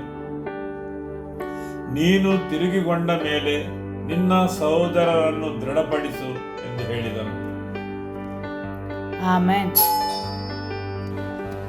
ಯೇಸು ಪೇತ್ರನಿಗೆ ಹೇಳಿದರು, ನಿನ್ನ ಮೂಲಕ ಏನು ಮಾಡಲು ಶತ್ರು ಪ್ರಯತ್ನಿಸುತ್ತಾನೆಂದು ನಾನು ನೋಡಿದ್ದೇನೆ ಮತ್ತು ನಿನ್ನ ವಿಶ್ವಾಸ ಕುಗ್ಗಬಾರದೆಂದು ನಾನು ಈಗಾಗಲೇ ಪ್ರಾರ್ಥಿಸುತ್ತಿದ್ದೇನೆ.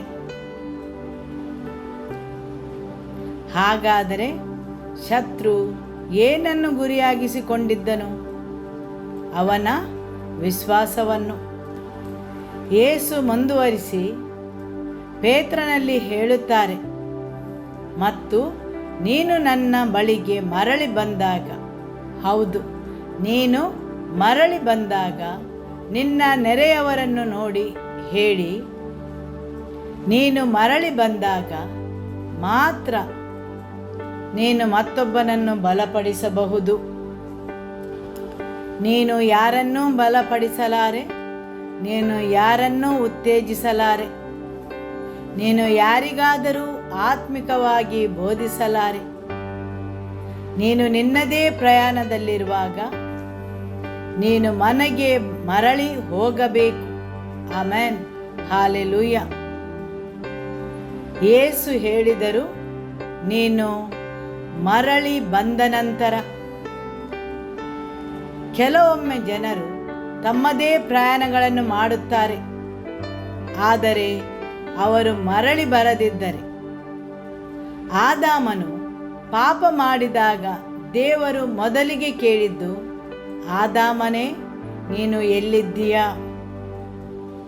ಬಹುಸಾರಿ ಜನರು ತಮ್ಮ ಸ್ಥಾನದಲ್ಲಿ ಇರದೆ ದೇವರು ಅವರನ್ನು ಇಟ್ಟಿರುವ ಸ್ಥಳದಲ್ಲಿ. ಆದಾಮನು ತೋಟದಲ್ಲಿ ಎಲ್ಲಿ ಅಡಗಿದ್ದಾನೆ ಎಂಬುದನ್ನು ದೇವರು ನೋಡಲಿಲ್ಲವೆಂದಲ್ಲ, ಆದರೆ ಆತನು ಇಟ್ಟಿದ್ದ ಸ್ಥಳದಲ್ಲಿ ಆದಾಮನನ್ನು ದೇವರು ಕಂಡುಕೊಳ್ಳಲಿಲ್ಲ. ಮತ್ತು ದೇವರು ಆದಾಮನನ್ನು ಕೇಳಿದರು, ನಿನಗೆ ಏನಾಯಿತು? ನೀನು ಸಿಂಹಾಸನದಿಂದ, ನಾನು ನಿನ್ನನ್ನು ಇಟ್ಟ ಆ ಸಿಂಹಾಸನದಿಂದ ಹೇಗೆ ದೂರವಾಗಿದ್ದೀಯಾ? ಅಥವಾ ನಾನು ನಿನ್ನನ್ನು ಇಟ್ಟ ಆ ಸ್ಥಳದಿಂದ? Amen, hallelujah.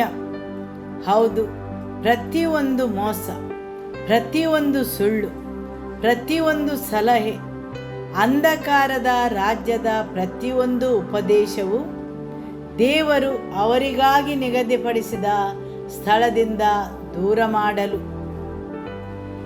ಹೌದು, ತಾಯಿಯ ಗರ್ಭದಲ್ಲಿ ನೀನು ರೂಪುಗೊಳ್ಳುವ ಮೊದಲು ಆತನು ನಿನ್ನ ಜೀವನದ ಎಲ್ಲ ದಿನಗಳನ್ನು ನೋಡಿದ್ದಾನೆ, ಸರಿಯಲ್ಲವೇ? ಆಮೆನ್. ಹಾಗಾದರೆ ಆತನು ಏನನ್ನು ನೋಡಿದ್ದಾನೆ? ಆತನು ನಿನ್ನ ಜೀವನದ ಬಗ್ಗೆ ಏನು ಉದ್ದೇಶಿಸಿದ್ದಾನೆ, ಆತನ ರಾಜ್ಯಕ್ಕೋಸ್ಕರ ಎಂಬುದನ್ನು ನೋಡಿದ್ದಾನೆ. ಆದುದರಿಂದ ಕೆಲವೊಮ್ಮೆ ಕರ್ತನನ್ನು ಕೇಳಬೇಕು. ಕರ್ತನೇ, ನನ್ನ ಜೀವನದ ಬಗ್ಗೆ ನೀನು ಏನು ಉದ್ದೇಶಿಸಿದ್ದೀಯೋ ನನಗೆ ತೋರಿಸು. ಮತ್ತು ಶತ್ರುವಿನ ಪ್ರತಿಯೊಂದು ಕಾರ್ಯವು ನಿನ್ನನ್ನು ಆ ಸ್ಥಳದಿಂದ ದೂರ ಮಾಡುವುದೇ ಆಗಿದೆ. ನಿನ್ನ ನಿರ್ದಿಷ್ಟ ಗುರಿಯನ್ನು ಕದಿಯಲು ಮತ್ತು ನೀನು ಆ ನಿರ್ದಿಷ್ಟ ಗುರಿಗೆ ಪ್ರವೇಶಿಸಲು ಅಥವಾ ಅದನ್ನು ನೆರವೇರಿಸದೇ ಇರಲು. ದೇವರು ನಿನ್ನ ಸುತ್ತಮುತ್ತಲೂ ಇಟ್ಟಿರುವ ಕೆಲವು ಜನರು ಇದ್ದಾರೆ ನಿಮಗೆ ನಿಮ್ಮ ಪ್ರಯಾಣದಲ್ಲಿ ಸಹಾಯ ಮಾಡಲು. ಆದರೆ ಶತ್ರುವಿನ ಪ್ರತಿಯೊಂದು ಕಾರ್ಯವು ಆ ಜನರನ್ನು ಕತ್ತರಿಸಿ ಬೇರ್ಪಡಿಸುವುದಾಗಿದೆ. ನಿಮ್ಮನ್ನು ಮೋಸಗೊಳಿಸಿ ದೂರ ಸರಿಯುವಂತೆ ಮಾಡುವುದು. ನಿಮ್ಮ ನಿರ್ದಿಷ್ಟ ಗುರಿಯು ನಾಶ ಮಾಡುವಂತೆ ಮಾಡುವುದು. ದೇವರು ಉದ್ದೇಶಿಸಿ ಇರುವುದನ್ನು ಬದಲಾಯಿಸಬಹುದೇ? 100% ಬದಲಾಯಿಸಬಹುದು. ಇಸ್ರಾಯೇಲರು ದೇವರಿಗೆ ಅವಿಧೇಯರಾದಾಗಲೆಲ್ಲ ಅವರಿಗಾಗಿ ದೇವರ ಯೋಜನೆಯು ಬದಲಾಗುತ್ತಿತ್ತು. ಹೌದು, ಅವರಿಗೆ ಅನುಕೂಲಕರವಾದ ದೇವರು ಒಮ್ಮೆಯೇ ಅಥವಾ ಒಮ್ಮಿಂದೊಮ್ಮೆಲೆ ಅವರ ಮೇಲೆ ಕೋಪಗೊಳ್ಳುತ್ತಿದ್ದನು ಮತ್ತು ಅವರ ವಿರುದ್ಧ ಹೋರಾಡುತ್ತಿದ್ದನು. ದೇವರು ನಿನ್ನ ಪರವಾಗಿದ್ದರೆ ನಿನ್ನ ವಿರುದ್ಧ ಯಾರು ನಿಲ್ಲಬಲ್ಲರು? ಆದರೆ ದೇವರು ನಿನ್ನ ವಿರುದ್ಧವಾಗಿದ್ದರೆ ನಿನಗೆ ಸಹಾಯ ಮಾಡುವವರು ಯಾರು? ದೇವರು ನಿನ್ನ ಪರವಾಗಿದ್ದರೆ, ಹೌದು, ನೀನು ಸುರಕ್ಷಿತ ಸ್ಥಳದಲ್ಲಿದ್ದೀಯ. ಆದರೆ ಆತನು ನಿನ್ನ ವಿರುದ್ಧವಾಗಿದ್ದರೆ ನಿನ್ನನ್ನು ಬಿಡುಗಡೆಯನ್ನು ನೀಡುವವರು ಯಾರು? ನಿನ್ನನ್ನು ಆತನ ಕೈಗಳಿಂದ ಬಿಡಿಸುವವರು ಯಾರು? ಅನೇಕ ಬಾರಿ ಜನರು ಕರ್ತನ ಭಯವನ್ನು ಕಳೆದುಕೊಳ್ಳುತ್ತಾರೆ, ಏಕೆಂದರೆ ನಿಧಾನವಾಗಿ ಮೋಸಗಳು ಅವರೊಳಗೆ ನುಸುಳುತ್ತವೆ ಮತ್ತು ಮೋಸದ ಆತ್ಮದ ಕಾರ್ಯಾಚರಣೆ ಜನರ ವಿಧಿಗಳನ್ನು, ನಿರ್ದಿಷ್ಟ ಗುರಿಗಳನ್ನು ಒಟ್ಟುಗೂಡಿಸುವುದಾಗಿದೆ. ಅವರನ್ನು ದೂರ ಕರೆದೊಯ್ಯಲು, ಅವರ ನಿರ್ದಿಷ್ಟ ಗುರಿಯನ್ನು ಕದಿಯಲ್ಪಡುವಂತೆ ಮಾಡಲು. ದೇವರು ತನ್ನ ಜನರ ಮೇಲೆ ಉದ್ದೇಶಿಸುವುದನ್ನು ಕದಿಯಲ್ಪಡಬಹುದು. ಇದು ದೇವರ ಸನ್ನಿಧಿಯ ಉಪಸ್ಥಿತಿಯ ಹೊರಗೆ ಮಾತ್ರ ಸಂಭವಿಸಬಹುದು, ಸರಿಯಲ್ಲವೇ? ಆಮೆನ್. ಮಗನು ತಂದೆಯ ಮನೆಯಿಂದ ಹೊರಬರಬೇಕಾಯಿತು ಮತ್ತು ಬಹುಬೇಗನೆ ಅವನಿಗೆ ತಂದೆಯ ಮನೆಯಲ್ಲಿ ಉಳಿದಷ್ಟೇ ಸಂಪತ್ತು ಸಿಕ್ಕಿತು. ಆದರೂ ಅವನು ಬಹುಬೇಗನೆ ಖಾಲಿಯಾದನು, ಬರಿದಾದನು. ಆದುದರಿಂದ ಕೆಲವೊಂದು ವಿಷಯಗಳು ನಿಮ್ಮನ್ನು ಬಿಟ್ಟು ಹೋಗುತ್ತವೆ. ನೀವು ತಂದೆಯ ಮನೆಯಿಂದ ಹೆಜ್ಜೆ ಹೊರಗೆ ಇಟ್ಟಾಗ ದೇವರು ನಿಮ್ಮ ಜೀವನಕ್ಕೆ ಸೇರಿಸಿದ ಎಲ್ಲವೂ ನೀವು ಹೊರಗೆ ಹೆಜ್ಜೆ ಇಟ್ಟಾಗ ಎಲ್ಲವೂ ಕಡಿತಗೊಳ್ಳುತ್ತದೆ ಮತ್ತು ಅದು ತಕ್ಷಣವೇ ಸಂಭವಿಸುವುದಿಲ್ಲ. ಯಾಕೆಂದರೆ ಶತ್ರು ನಿಮ್ಮನ್ನು ಹಿಂತಿರುಗುವ ದಾರಿ ಇಲ್ಲದ ಸ್ಥಳಕ್ಕೆ ಕರೆದೊಯ್ಯುತ್ತಾನೆ. ನಿಮ್ಮ ನೆರೆಯವರನ್ನು ನೋಡಿ ಹೇಳಿ, ಹಿಂತಿರುಗುವ ದಾರಿ ಇಲ್ಲದ ಸ್ಥಳಕ್ಕೆ ಹೋಗಬೇಡ.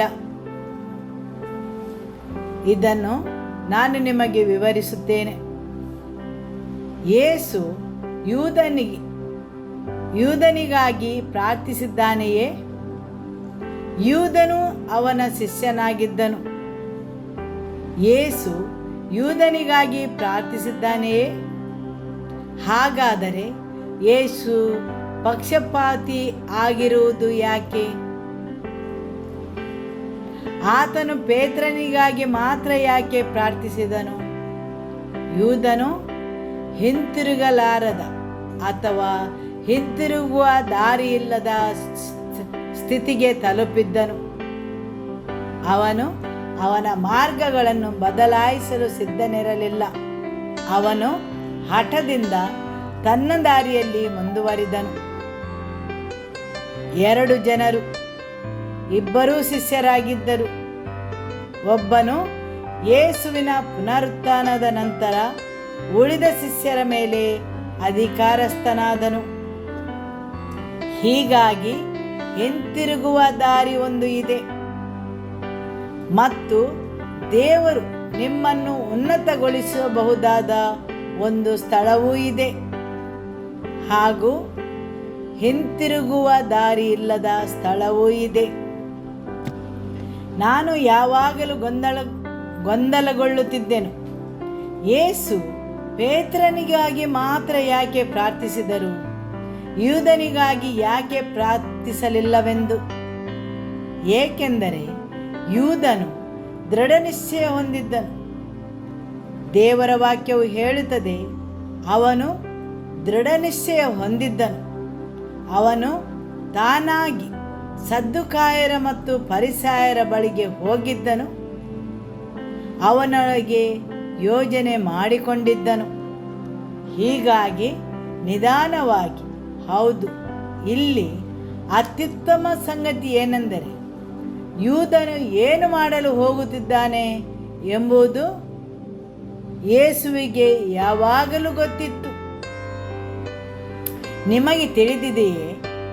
ಯೇಸು ಅವನನ್ನು ತನ್ನ ಜೊತೆಗೆ ಕರೆದುಕೊಂಡು ಹೋದನು. ಅವನ ಜೊತೆ ಊಟ ಮಾಡಿದನು. ಅವನ ಕಾಲುಗಳನ್ನು ತೊಳೆದನು. ಹೌದು, ಅವನನ್ನು ಜೊತೆಗೆ ಕರೆದುಕೊಂಡು ಹೋದನು. ಅವನಿಗೆ ಸೇವೆಯನ್ನು ನೀಡಿದನು. ಅವನು 22 ಜನರ ಜೊತೆಗೆ ಸುತ್ತಾಡಿದನು. 12 ಮಂದಿ ಶಿಷ್ಯರ ಜೊತೆಯಲ್ಲಿಯೂ ಅವನು ಸುತ್ತಾಡಿದನು. ದೆವ್ವಗಳನ್ನು ಹೊರಹಾಕಿದನು. ಹೌದು, ಅವನಿಗೆ ಸೇವೆಯ ಕಾರ್ಯವೂ ಇತ್ತು. ಆದುದರಿಂದ ಅಂತಹ ಸ್ಥಳದಿಂದಲೂ ಯಾರಾದರೂ ದಾರಿ ತಪ್ಪಿಸಬಹುದು. ಹೌದು, ಅವನಿಗೆ ಸೇವೆ ಕಾರ್ಯ ಇತ್ತು. ಅದಕ್ಕಾಗಿ ಜನರು ಯೇಸುವಿನ ಮುಂದೆ ನಿಂತಾಗ ಹೇಳುತ್ತಾರೆ, ನಿನ್ನ ಹೆಸರಿನಲ್ಲಿ ನಾವು ದೆವ್ವಗಳನ್ನು ಹೊರಹಾಕಿದ್ದೇವೆ ಎಂದು. ಆದರೆ ಯೇಸು ಅವರನ್ನು ಹೊರಗಿನ ಕತ್ತಲೆಗೆ ಹೋಗಿರಿ ಎಂದು ಹೇಳುತ್ತಾರೆ. ಏಕೆಂದರೆ ಒಂದು ಹಂತದಲ್ಲಿ ಅವರು ಕರ್ತನನ್ನು ಹುಡುಕಿದರು. ಅವರು ಯೇಸುವಿಗಾಗಿ ಹಸಿದಿದ್ದರು. ಅವರು ಆತನನ್ನು ಹುಡುಕಿದರು. ದೇವರು ಅವರಿಗೆ ವರವನ್ನು ನೀಡಿದನು. ಆದರೆ ಆ ವರವು ಅವರನ್ನು ಕರ್ತನಿಂದ ದೂರ ಮಾಡಿತು. ಒಂದು ಹಂತದಲ್ಲಿ ಅವರು ದೇವರನ್ನು ಅನುಸರಿಸುವುದನ್ನು ನಿಲ್ಲಿಸಿದರು. ಆದರೆ ಅವರು ತಮ್ಮ ವರಗಳಲ್ಲಿ ತೊಡಗಿಕೊಂಡಿದ್ದರು. ಜೀವ ನೀಡುವ ನೀರಿನ ಬುಗ್ಗೆಯನ್ನು ತ್ಯಜಿಸಿದರು ಮತ್ತು ತಮ್ಮದೇ ನೀರಿನ ತೊಟ್ಟಿಗಳನ್ನು ತೋಡಿಕೊಂಡರು. ಹೀಗಾಗಿ ಶತ್ರು ಯಾವಾಗಲೂ ಜನರನ್ನು ಕೆಲವು ವ್ಯವಸ್ಥೆಗಳನ್ನು ನೋಡುವಂತೆ ಮಾಡುತ್ತಾನೆ ತಮಗಾಗಿ. ಅದು ದೇವರ ರಾಜ್ಯದ ಸೇವೆಯೇ ಆಗಿರಬಹುದು, ಯಾವುದೋ ವಿಷಯದ ಹಿಂದೆ ಇರುವ ವರವಾಗಿರಬಹುದು. ನಿಮ್ಮ ಮಹತ್ವಾಕಾಂಕ್ಷೆಗಳ ಹಿಂದೆ ಅವನು ನಿಮ್ಮಿಂದ ಒಂದು ವ್ಯವಸ್ಥೆಯನ್ನು ತೋಡಿಸಬಹುದು. ಖ್ಯಾತಿಯ ಹಿಂದೆ, ಹಣದ ಹಿಂದೆ, ಇನ್ನೂ ಅನೇಕ ವಿಷಯಗಳ ಹಿಂದೆ ಶತ್ರು ನಿಮ್ಮಿಂದ ಒಂದು ವ್ಯವಸ್ಥೆಯನ್ನು ತೋಡಿಸಬಹುದು ಮತ್ತು ಜೀವ ನೀಡುವ ನೀರನ್ನು ತ್ಯಜಿಸುವಂತೆ ಮಾಡಬಹುದು. ಆಮೇನ್. ಸರಿಯಲ್ಲವೇ? ಹೌದು, ಇದು ಮೋಸದ ಆತ್ಮ. ಆಮೇನ್. ದೇವರ ವಾಕ್ಯವು ಯೂದನ ಬಗ್ಗೆ ಏನು ಹೇಳುತ್ತದೆ? ಸೈತಾನನು ಅವನೊಳಗೆ ಹೇಗೆ ಪ್ರವೇಶಿಸಿದನು? ಅವನ ಲೋಭ, ಹಣದ ಮೇಲಿನ ಪ್ರೀತಿ ಎಲ್ಲೋ ಬಾಗಿಲುಗಳನ್ನು ತೆರೆದವು. ಅವುಗಳ ಮೂಲಕ ಶತ್ರು ಒಳಗೆ ಪ್ರವೇಶಿಸಿದನು. ಆಮೇನ್. ಹಾಲೆಲೂಯ. ಮತ್ತಾಯನ ಸುವಾರ್ತೆ ಅಧ್ಯಾಯ 26 ವಾಕ್ಯ 21. ಅವರು ಊಟ ಮಾಡುತ್ತಿರುವಾಗ ಆತನು, ನಿಮಗೆ ಸತ್ಯವಾಗಿ ಹೇಳುತ್ತೇನೆ, ನಿಮ್ಮಲ್ಲಿ ಒಬ್ಬನು ನನ್ನನ್ನು ಹಿಡಿದುಕೊಡುವನು ಅಂದನು. ಆಗ ಅವರು ಬಹಳ ದುಃಖಪಟ್ಟು, ಕರ್ತನೇ, ನಾನಲ್ಲವಲ್ಲ ಎಂದು ಪ್ರತಿಯೊಬ್ಬರು ಕೇಳತೊಡಗಿದರು. ಅದಕ್ಕೆ ಪ್ರತ್ಯುತ್ತರವಾಗಿ ಯೇಸು, ಬಟ್ಟಲಲ್ಲಿ ನನ್ನ ಸಂಗಡ ಕೈ ಅದ್ದಿದವನೇ ನನ್ನನ್ನು ಹಿಡಿದುಕೊಡುವನು. ಮನುಷ್ಯಕುಮಾರನು ಆತನ ವಿಷಯವಾಗಿ ಬರೆದಿರುವ ಹಾಗೆ ಹೊರಟು ಹೋಗುತ್ತಾನೆ. ಆದರೆ ಯಾವನು ಮನುಷ್ಯಕುಮಾರನನ್ನು ಹಿಡಿದುಕೊಡುವನೋ ಅವನ ಗತಿಯನ್ನು ಏನೆಂದು ಹೇಳಲಿ?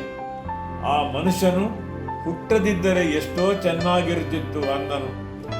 ಆಗ ಆತನನ್ನು ಹಿಡಿದುಕೊಡಬೇಕೆಂದಿದ್ದ ಯೂದನು, ಗುರುವೇ, ನಾನು ಎಂದು ಕೇಳಲು ಯೇಸು ಅವನಿಗೆ, ನೀನೇ ಹಾಗೆ ಹೇಳಿದ್ದಿ ಎಂದು ಹೇಳಿದನು. ಆಮೆನ್. ಹಾಲೆಲೂಯ. ಯೇಸು ಆ 12 ಶಿಷ್ಯರನ್ನು ಉದ್ದೇಶಿಸಿ ಮಾತನಾಡುತ್ತಿದ್ದಾನೆ. ಅವರೆಲ್ಲರೂ ಅತ್ಯಂತ ದುಃಖಿತರಾಗಿದ್ದರು ಮತ್ತು ಕೇಳಿದರು, ನಾನೇನಾ? ಅಂದರೆ ಯಾರೋ ಒಬ್ಬರು ಇದ್ದರು.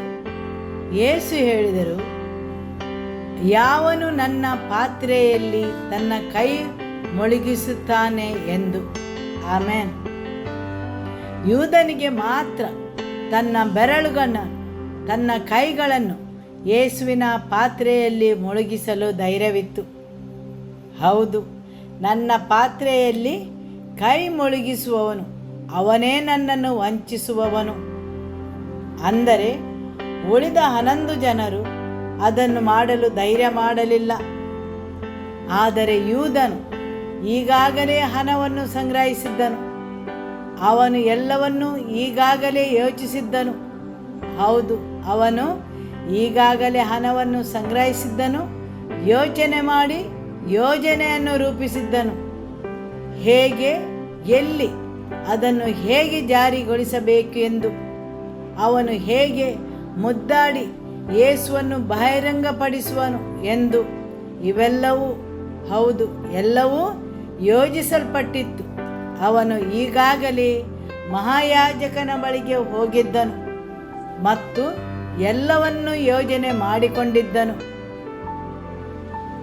ಅವನು ಜಾರಿಗೊಳಿಸಲು ಕೇವಲ ಕಾಯುತ್ತಿದ್ದನು ಮತ್ತು ಅವನು ಯೇಸುವಿನಲ್ಲಿ ಕೇಳುತ್ತಾನೆ, ಗುರುವೇ, ನಾನೇನಾ?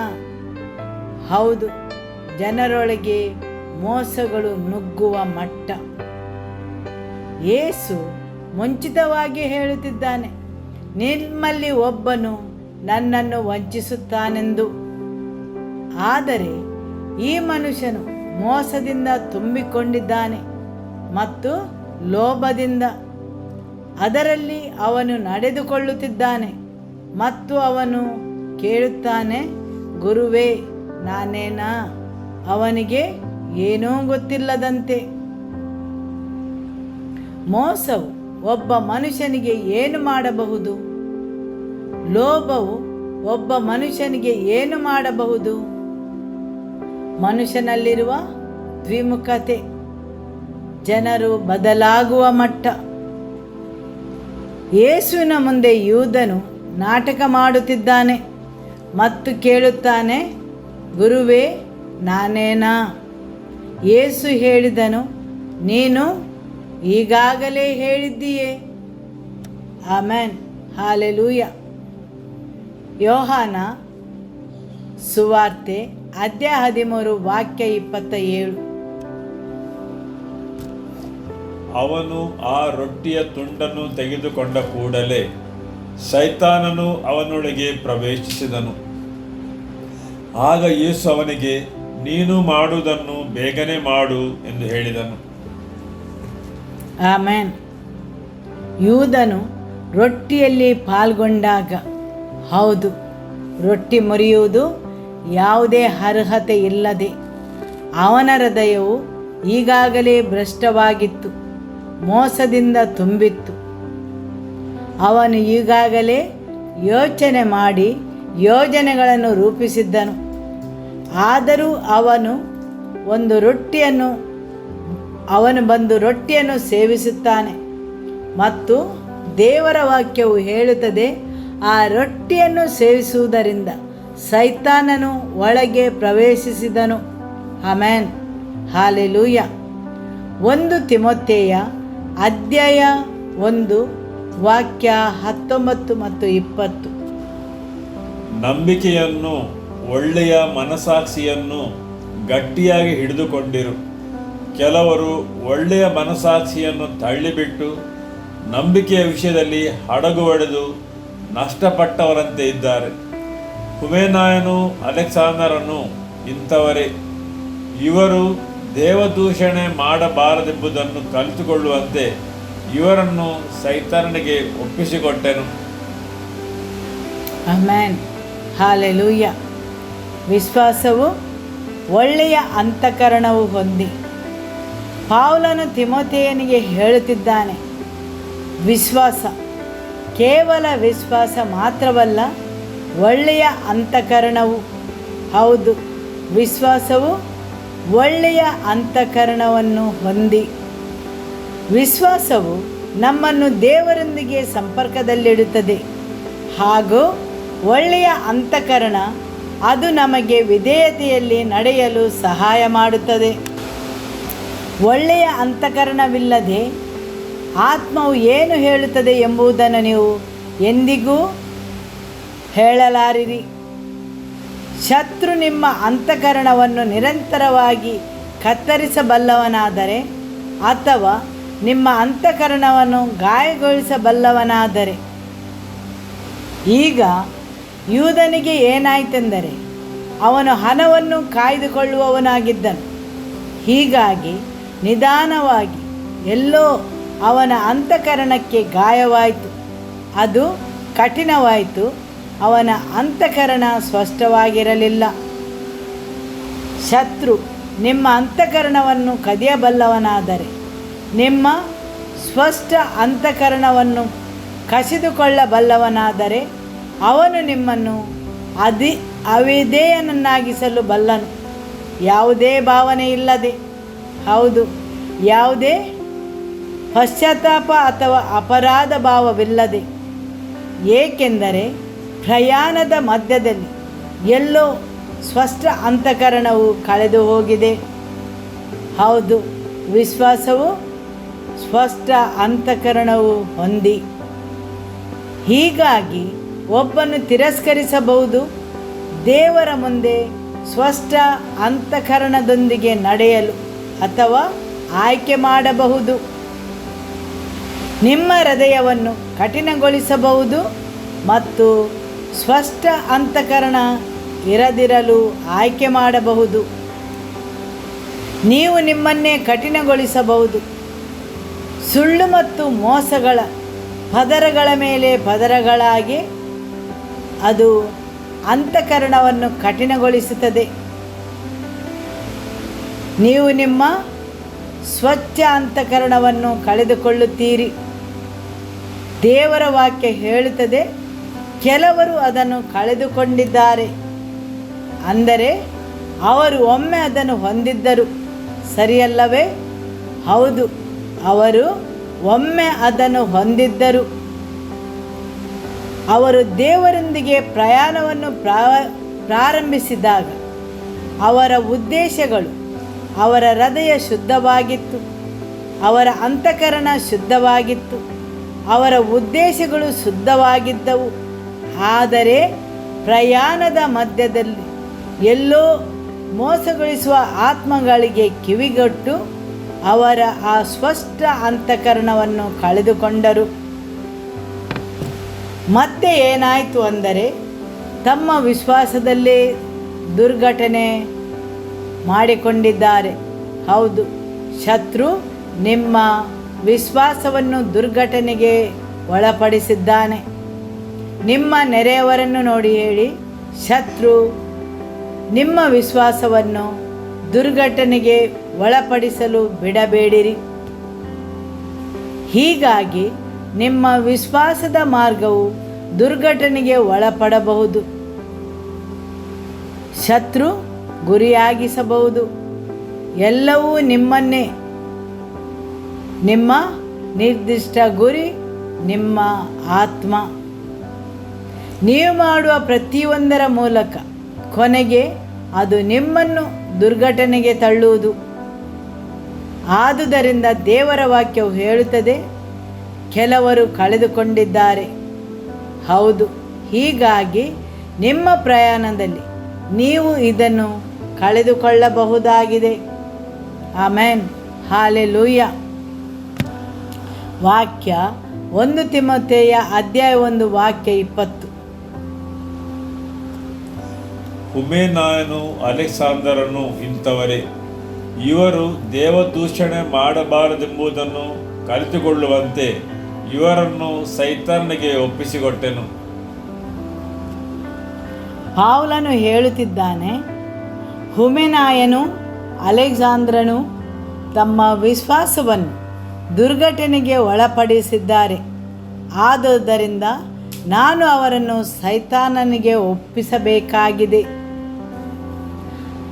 ಅವನಿಗೆ ಅಧಿಕಾರವನ್ನು ಯಾರು ನೀಡಿದರು? ಅಧಿಕಾರವನ್ನು ಅವನು ಪಡೆದಿರುವುದು. ಹೌದು, ಅವನಿಗೆ ಅಧಿಕಾರವಿತ್ತು.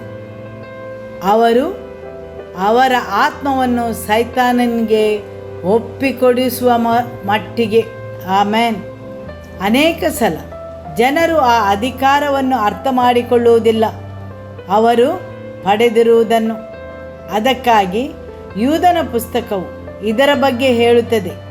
ಜನರು ಗಣ್ಯರ ಬಗ್ಗೆ ಕೆಟ್ಟದಾಗಿ ಮಾತನಾಡುತ್ತಾರೆ, ದೇವರು ಗಣ್ಯರೆಂದು ಪರಿಗಣಿಸಿದವರ ಬಗ್ಗೆ. ಹೌದು, ಜನರು ಕೆಟ್ಟದಾಗಿ ಮಾತಾಡುತ್ತಾರೆ ಮತ್ತು ಅರ್ಥ ಮಾಡಿಕೊಳ್ಳುವುದಿಲ್ಲ ಅವರು ಪಡೆದಿರುವ ಅಧಿಕಾರವನ್ನು. ದೇವರ ವಾಕ್ಯ ಹೇಳುತ್ತದೆ, ಪ್ರೀತಿಯ ಬಗ್ಗೆ ಮಾತನಾಡುವ ಪೌಲನು ಪ್ರೀತಿಯ ಆಳ, ಪ್ರೀತಿಯ ಅಗಲ, ಪ್ರೀತಿಯ ಎತ್ತರ. ಈ ಪ್ರೀತಿ ಎಲ್ಲಿದೆ? ಹುಮೆನಾಯನು ಮತ್ತು ಅಲೆಕ್ಸಾಂಡ್ರನು ಒಮ್ಮೆ ಅವನೊಂದಿಗೆ ನಡೆದರು, ಅವನೊಂದಿಗೆ ಸೇವೆ ಸಲ್ಲಿಸಿದರು.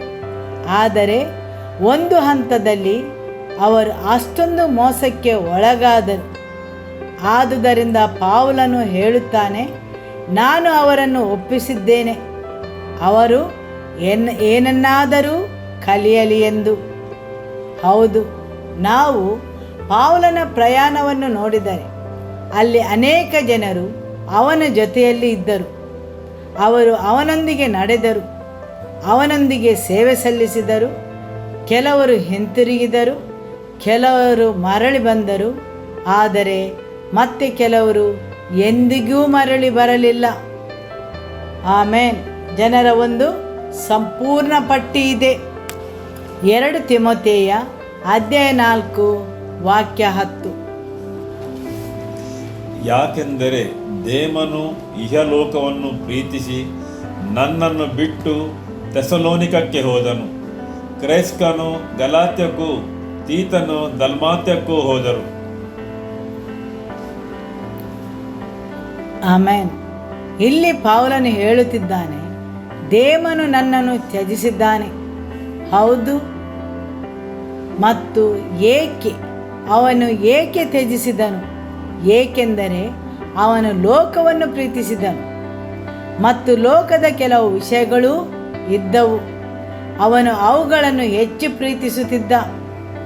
ಅವನಿಗೆ ಮಾರ್ಗದರ್ಶನ ನೀಡಿದವನನ್ನು ಅವನಿಗೆ ಬೋಧಿಸಿದ ವ್ಯಕ್ತಿಗಿಂತಲೂ ಆ ಮಾರ್ಗದಲ್ಲಿ ನಡೆಯಲು ಅವನಿಗೆ ಸತ್ಯವನ್ನು ಬೋಧಿಸಿದವನನ್ನು ಒಂದು ಹಂತದಲ್ಲಿ ದೇವನು ಭಾವಿಸಿದನು, ತಾನು ವಿಷಯಗಳನ್ನು ಇನ್ನಷ್ಟು ಚೆನ್ನಾಗಿ ತಿಳಿದಿದ್ದೇನೆ ಎಂದು. ಅವನ ಆಲೋಚನೆಗಳು ಇನ್ನಷ್ಟು ಉತ್ತಮವೆಂದು, ಅವನ ಯೋಜನೆಗಳು ಇನ್ನಷ್ಟು ಉತ್ತಮವೆಂದು, ಮತ್ತು ಅವನು ಅವನ ಮಾರ್ಗದಲ್ಲೇ ನಡೆದನು. ಸರಿಯಲ್ಲವೇ? ಆಮೆನ್. 2 ತಿಮೊಥೆಯ ಅಧ್ಯಾಯ 1 ವಾಕ್ಯ 15. ಆಸ್ಯ ಸೀಮೆಯಲ್ಲಿರುವವರೆಲ್ಲರೂ ನನ್ನನ್ನು ಕೈ ಬಿಟ್ಟರೆಂಬುದನ್ನು ನೀನು ಬಲ್ಲೆ. ಅವರಲ್ಲಿ ಉಗೇಲನೂ ಹೆರ್ಮೋಗೇನನೂ ಸೇರಿದ್ದಾರೆ. ಆಮೆನ್. ಈ ಹೆಸರುಗಳನ್ನು ಉಚ್ಚರಿಸುವುದು ಸ್ವಲ್ಪ ಕಷ್ಟ. ಹೌದು, ನೀವು ಅರ್ಥ ಮಾಡಿಕೊಂಡಿರಲ್ಲವೇ?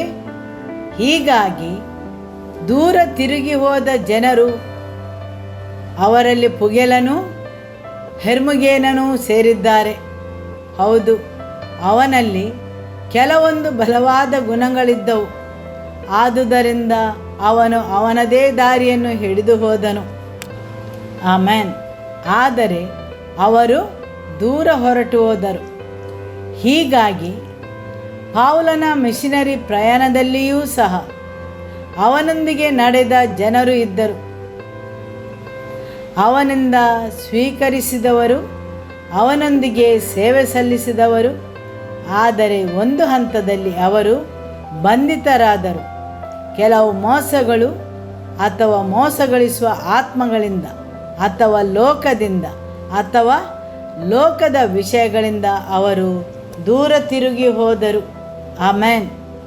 2 ತಿಮೊಥೆಯ ಅಧ್ಯಾಯ 4 ವಾಕ್ಯ 14 ಮತ್ತು 15. ಕಂಚುಗಾರನಾದ ಅಲೆಕ್ಸಾಂದ್ರನು ನನಗೆ ಬಹಳ ಕೇಡು ಮಾಡಿದನು. ಕರ್ತನು ಅವನ ಕೃತ್ಯಗಳಿಗೆ ತಕ್ಕ ಪ್ರತಿಫಲವನ್ನು ಅವನಿಗೆ ಕೊಡುವನು. ನೀನು ಸಹ ಅವನ ವಿಷಯದಲ್ಲಿ ಎಚ್ಚರಿಕೆಯಾಗಿರು. ಅವನು ನಮ್ಮ ಮಾತುಗಳನ್ನು ಬಹಳವಾಗಿ ದುರಿಸಿದನು. ಆಮೆನ್. ಇಲ್ಲಿ ದೇವರ ವಾಕ್ಯವು ಅಲೆಕ್ಸಾಂದರ್ ಎಂಬ ವ್ಯಕ್ತಿಯ ಬಗ್ಗೆ ಹೇಳುತ್ತದೆ. ಕಂಚುಗಾರನಾದ ಅಲೆಕ್ಸಾಂದ್ರನು ಅವನು ಸುವಾರ್ತೆಗೆ ವಿರೋಧಿಸಿದಷ್ಟೇ ಅಲ್ಲ, ಪೌಲನ ಮೇಲೆ ಹಾನಿ ಮಾಡಲು ಉದ್ದೇಶಿಸಿದನು. ಹೌದು, ಅವನು ನನಗೆ ಬಹಳ ಹಾನಿ ಮಾಡಿದ್ದಾನೆ ಎಂದು ಹೇಳುತ್ತಾನೆ. ಹೌದು, ಪೌಲನೊಂದಿಗೆ ನಡೆಯುವ ಜನರು ಇದ್ದಾರೆ. ಆದರೆ ಒಂದು ಹಂತದಲ್ಲಿ ಅವರು ದೂರ ತಿರುಗಿದರು, ಒಂದು ಮೋಸದ ಮೂಲಕ.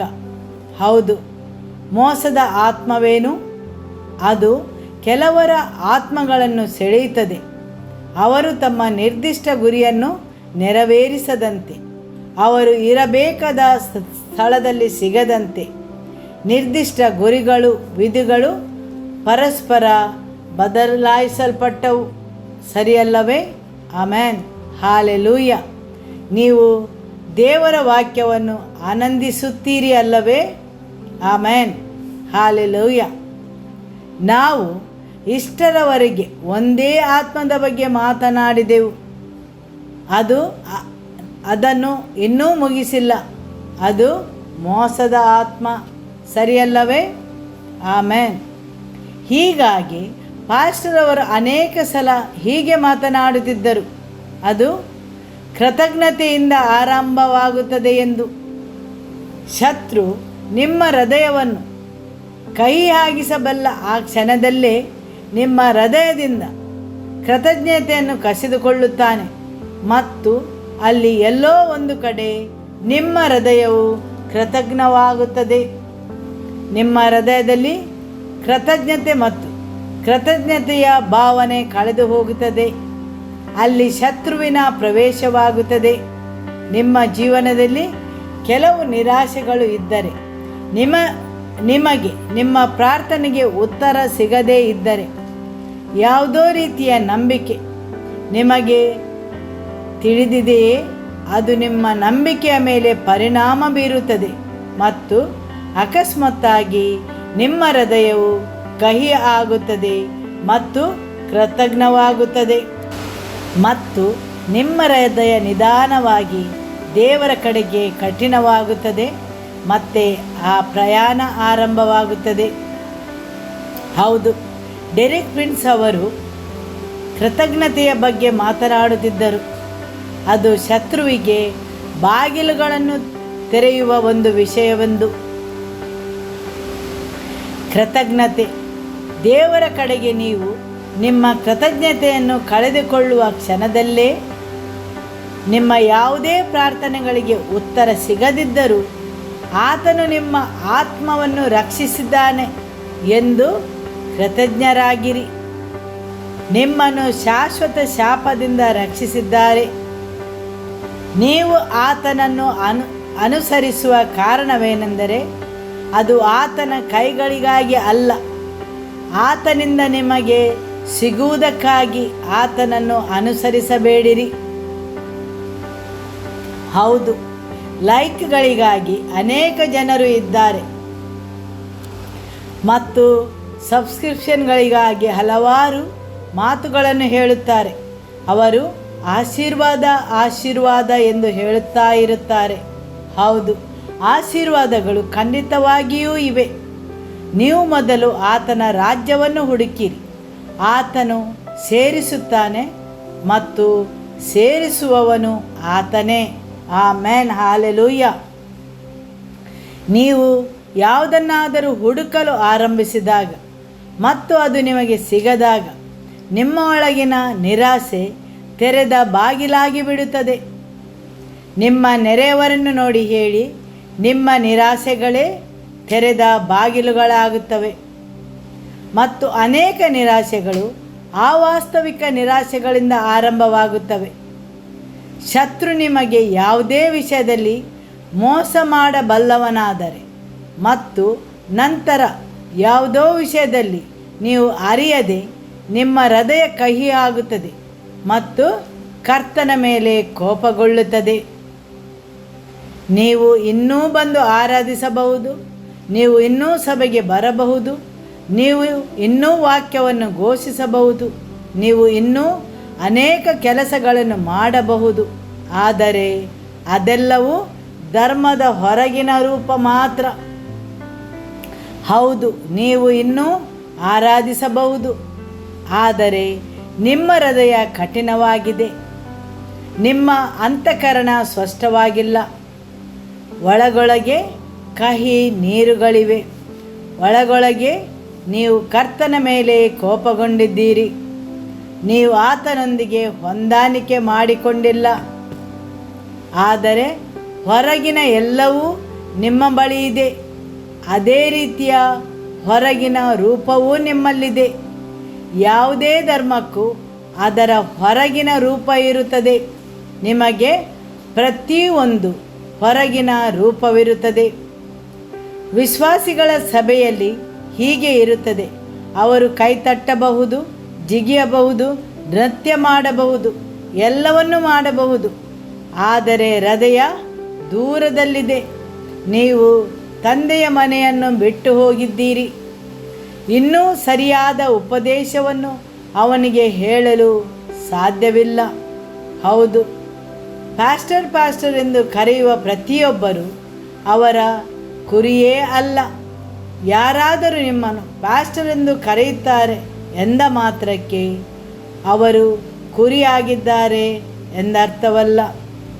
ಯೇಸು ಹೇಳಿದರು, ನನ್ನ ಧ್ವನಿಯನ್ನು ಕೇಳುವವನು. ಹೌದು, ನನ್ನ ಕುರಿ ನನ್ನ ಧ್ವನಿಯನ್ನು ಕೇಳುತ್ತದೆ. ನನ್ನ ಧ್ವನಿಯನ್ನು ಕೇಳುವವನು ಕುರಿಗಾಹಿ ಧ್ವನಿಗೆ ಕಿವಿಗೊಡುವವನು.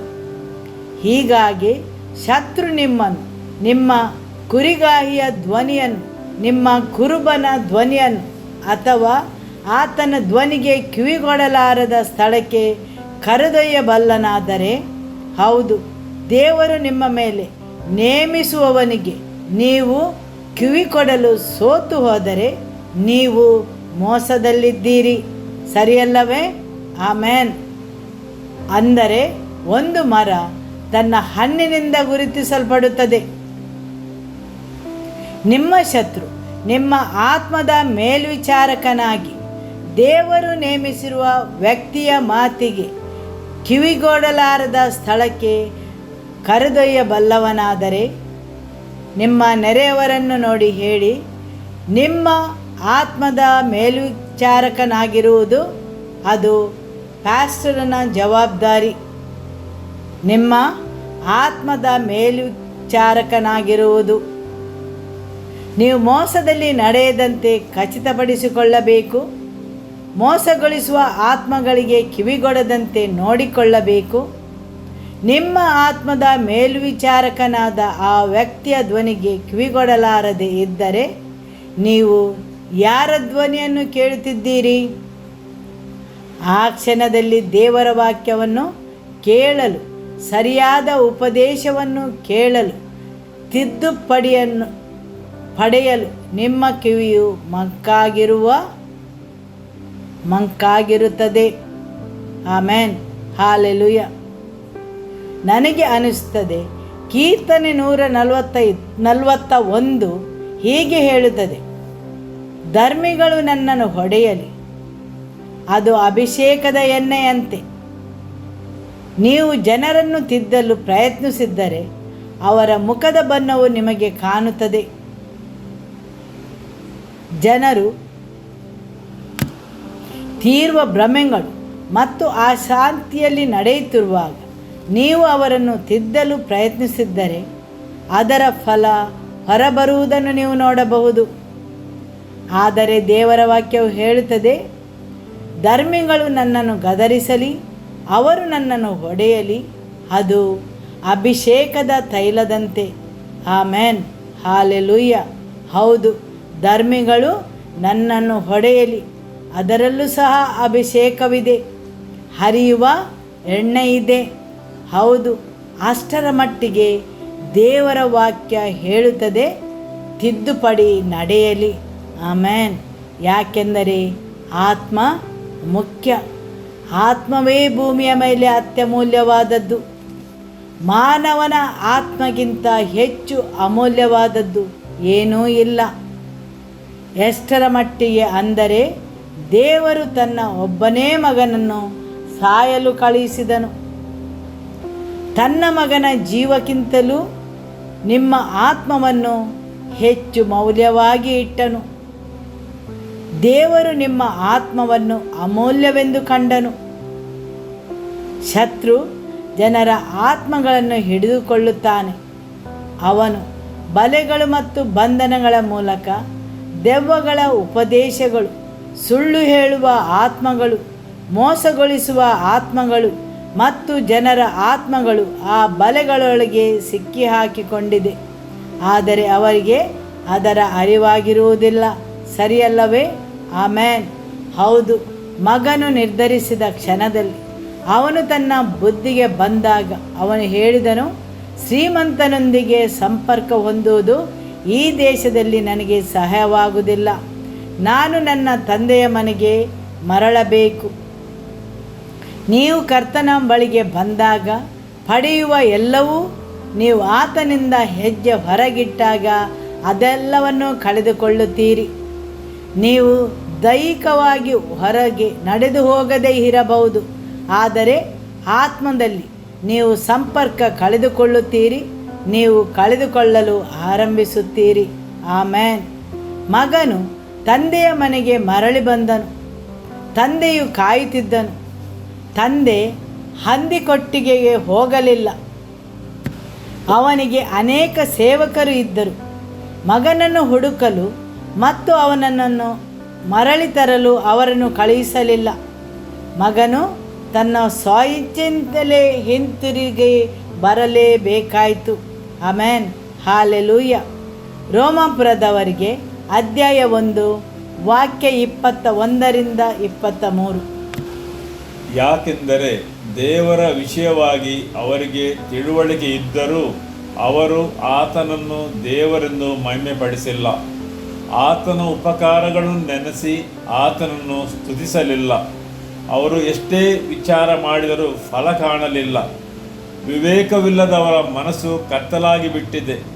ತಾವು ಜ್ಞಾನಿಗಳೆಂದು ಹೇಳಿಕೊಂಡು ಹುಚ್ಚರಾದರು.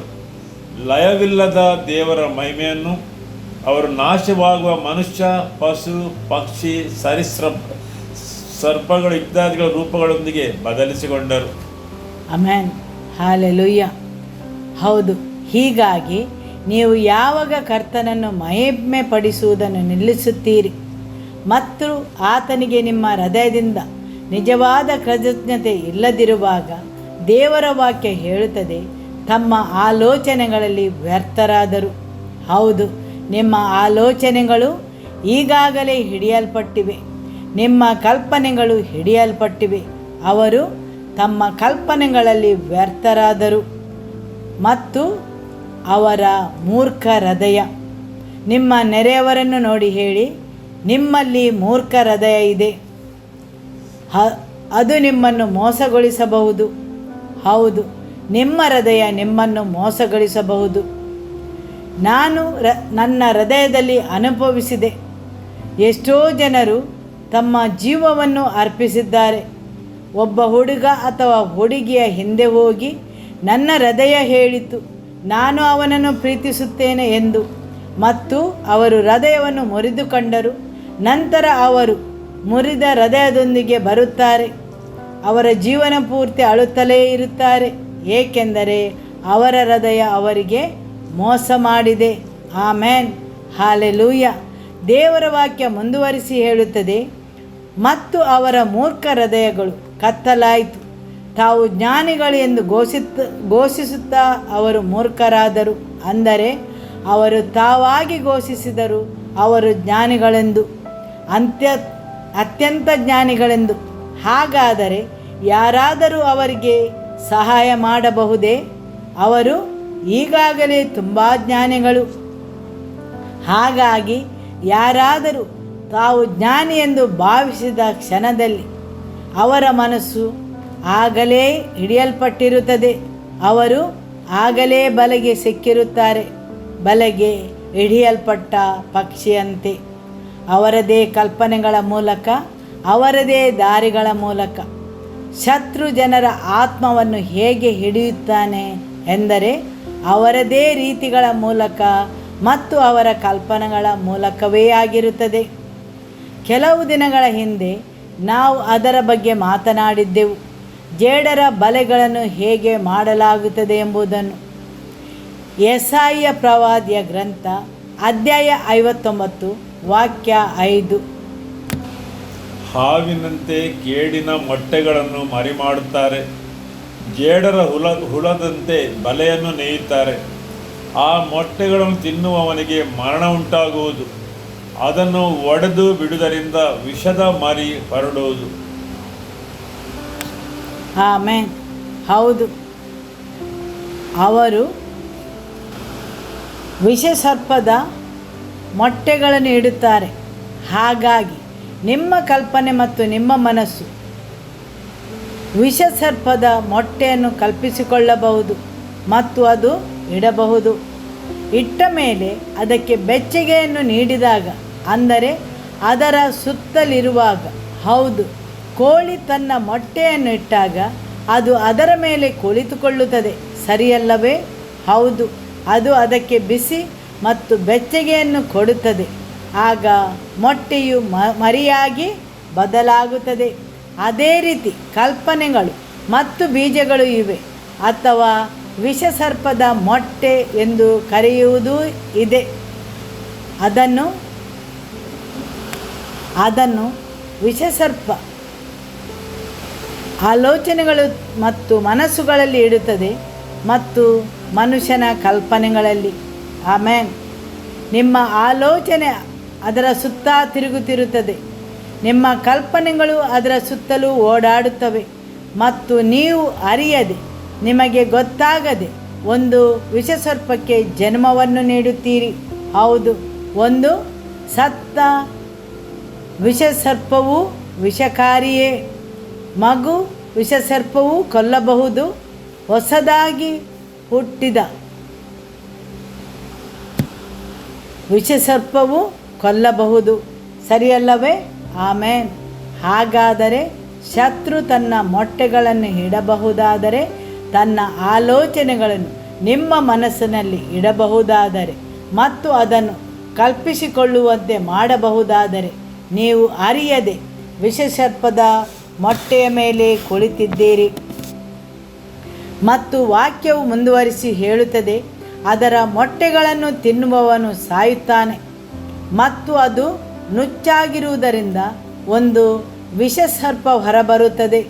ಹೌದು, ಅದು ಜಜ್ಜಿ ಹೋದರೂ ಸಹ ಅದರಿಂದ ಹೊರಬರುವ ವಿಷಸರ್ಪವೂ ಇದೆ. ಜೇಡರ ಬಲೆಯನ್ನು ನೇಯುವ ಜನರೂ ಇದ್ದಾರೆ. ಕಲ್ಪನೆಗಳ ಮೂಲಕ ಶತ್ರು ಜೇಡರ ಬಲೆಯನ್ನು ಕಟ್ಟಿಕೊಳ್ಳುತ್ತಾನೆ ಮತ್ತು ವಿಷಸರ್ಪ ಮೊಟ್ಟೆಯ ಮೇಲೆ ಇಡುತ್ತಾನೆ. Amen, hallelujah. ಹಾಗಾಗಿ ನೀವು ನಿಮ್ಮನ್ನೇ ಕೇಳಿಕೊಳ್ಳಬೇಕು. ದೇವರ ವಾಕ್ಯ ಹೇಳುತ್ತದೆ, ನಿಮ್ಮನ್ನೇ ಪರೀಕ್ಷಿಸಿರಿ. ಹೌದು, ಇದನ್ನು ನೀವಾಗಿ ಮಾಡಬೇಕಾದ ಕಾರ್ಯ. ದೇವರ ವಾಕ್ಯದೊಂದಿಗೆ ನಿಮ್ಮನ್ನೇ ಪರಿಶೀಲಿಸಿರಿ, ನಿಮ್ಮನ್ನೇ ಪರೀಕ್ಷಿಸಿರಿ. ದೇವರ ವಾಕ್ಯ ಹೇಳುತ್ತದೆ, ನಿಮ್ಮನ್ನೇ ಪರಿಶೀಲಿಸಿರಿ, ನಿಮ್ಮ ಹೃದಯವನ್ನು ಪರಿಶೀಲಿಸಿರಿ. ಅದು ತನ್ನ ಕೃತಜ್ಞತೆಯನ್ನು ಕಳೆದುಕೊಂಡಿದೆಯೇ? ಮತ್ತು ಕರ್ತನಿಗೆ ಕೃತಜ್ಞತೆಯನ್ನು ನೀವು ಕೃತಜ್ಞತೆಯನ್ನು ಕಳೆದುಕೊಂಡಿದ್ದರೆ ಎಲ್ಲೋ ನೀವು ಮೋಸಗೊಳಿಸುವ ಆತ್ಮದ ಅಡಿಯಲ್ಲಿ ಇದ್ದೀರಿ. ನಿಮ್ಮ ಕಲ್ಪನೆಗಳು ಈಗಾಗಲೇ ಹ್ಯಾಕ್ ಆಗಿವೆ. ನಿಮ್ಮ ಆಲೋಚನೆಗಳು, ನಿಮ್ಮ ಕಲ್ಪನೆಗಳು, ನಿಮ್ಮ ಹೃದಯವು ಈಗಾಗಲೇ ಹ್ಯಾಕ್ ಆಗಿದೆ. ಆದುದರಿಂದ ನೀವು ಕೃತಜ್ಞತೆಯನ್ನು ಕಳೆದುಕೊಂಡಿದ್ದೀರಿ. ಹೌದು, ಕರ್ತನಿಗೋಸ್ಕರ ನೀವು ಕೃತಜ್ಞತೆಯನ್ನು ಕಳೆದುಕೊಂಡ ಕ್ಷಣದಲ್ಲಿ ನೀವು ಮೋಸದ ಸ್ಥಿತಿಯಲ್ಲಿ ಇರುತ್ತೀರಿ. ಆಮೇನ್. ನಿಮ್ಮ ಆನಂದವು ಆತನು ನಿಮಗಾಗಿ ಮಾಡಿದ್ದಕ್ಕಾಗಿರಬೇಕು. ಆತನು ನಿಮ್ಮ ಸ್ಥಾನವನ್ನು ಪಡೆದುಕೊಂಡನು, ನಿಮ್ಮನ್ನು ದಂಡನೆಯಿಂದ ಬಿಡುಗಡೆ ಮಾಡಿದನು. ಹಾಲೆಲೂಯ. ಆದುದರಿಂದ ಕರ್ತನ ಹೃದಯವು, ಹೌದು, ಕೃತಜ್ಞ ಹೃದಯವು ನಿಧಾನವಾಗಿ ನಿಮ್ಮನ್ನು ದೂರಕ್ಕೆ ತೇಲುವಂತೆ ಮಾಡುತ್ತದೆ. ನಿಮಗೆ ಅದರ ಅರಿವು ಇರುವುದಿಲ್ಲ. ಆಮೇನ್, ಹಾಲೆಲೂಯ. ಆದುದರಿಂದ ಜಾಗರೂಕರಾಗಿರಿ, ದೇವರ ಧ್ವನಿಯನ್ನು ಆಲಿಸಿರಿ, ಪಶ್ಚಾತ್ತಾಪಪಟ್ಟು ದೇವರಿಗೆ ವಿಧೇಯರಾಗಿ ಆತನನ್ನೇ ಹಿಂಬಾಲಿಸಿರಿ. ಆಮೇನ್, ಹಾಲೆಲೂಯ. ಯಾವಾಗಲೂ ಕೃತಜ್ಞತೆಯ ಹೃದಯವುಳ್ಳವರಾಗಿರಿ. ಯೇಸುವೇ ಸ್ತೋತ್ರ. ಹಾಲೆಲೂಯ. ಇವತ್ತಿನ ದೇವರ ವಾಕ್ಯಗೋಸ್ಕರ ದೇವರಿಗೆ ಧನ್ಯವಾದಗಳನ್ನು ಅರ್ಪಿಸುವ. ಹಾಲೆಲೂಯ. ಸ್ತೋತ್ರ ಯೇಸುವೇ. Amen. Thank you, Jesus. Thank you for every life in this place. We bring every life under your blood, Lord. Every household under your blood, Lord. And we speak forth for your grace and your mercy to abound over every life, Lord. May there be seasons of refreshing over every life. Draw every heart closer to you, Lord. Let every walls of separation to be broken down, Lord. Every life to be drawn to a place of deep intimacy, Lord. To place of encounter, Lord. May there be fresh hunger within every heart and every life, Lord, to seek after thee, to pursue after thee, Father. Bless every life, Lord. In Jesus' name, amen. May the love of God the Father, may the peace of our Lord Jesus Christ, and the fellowship of the Holy Spirit be with you.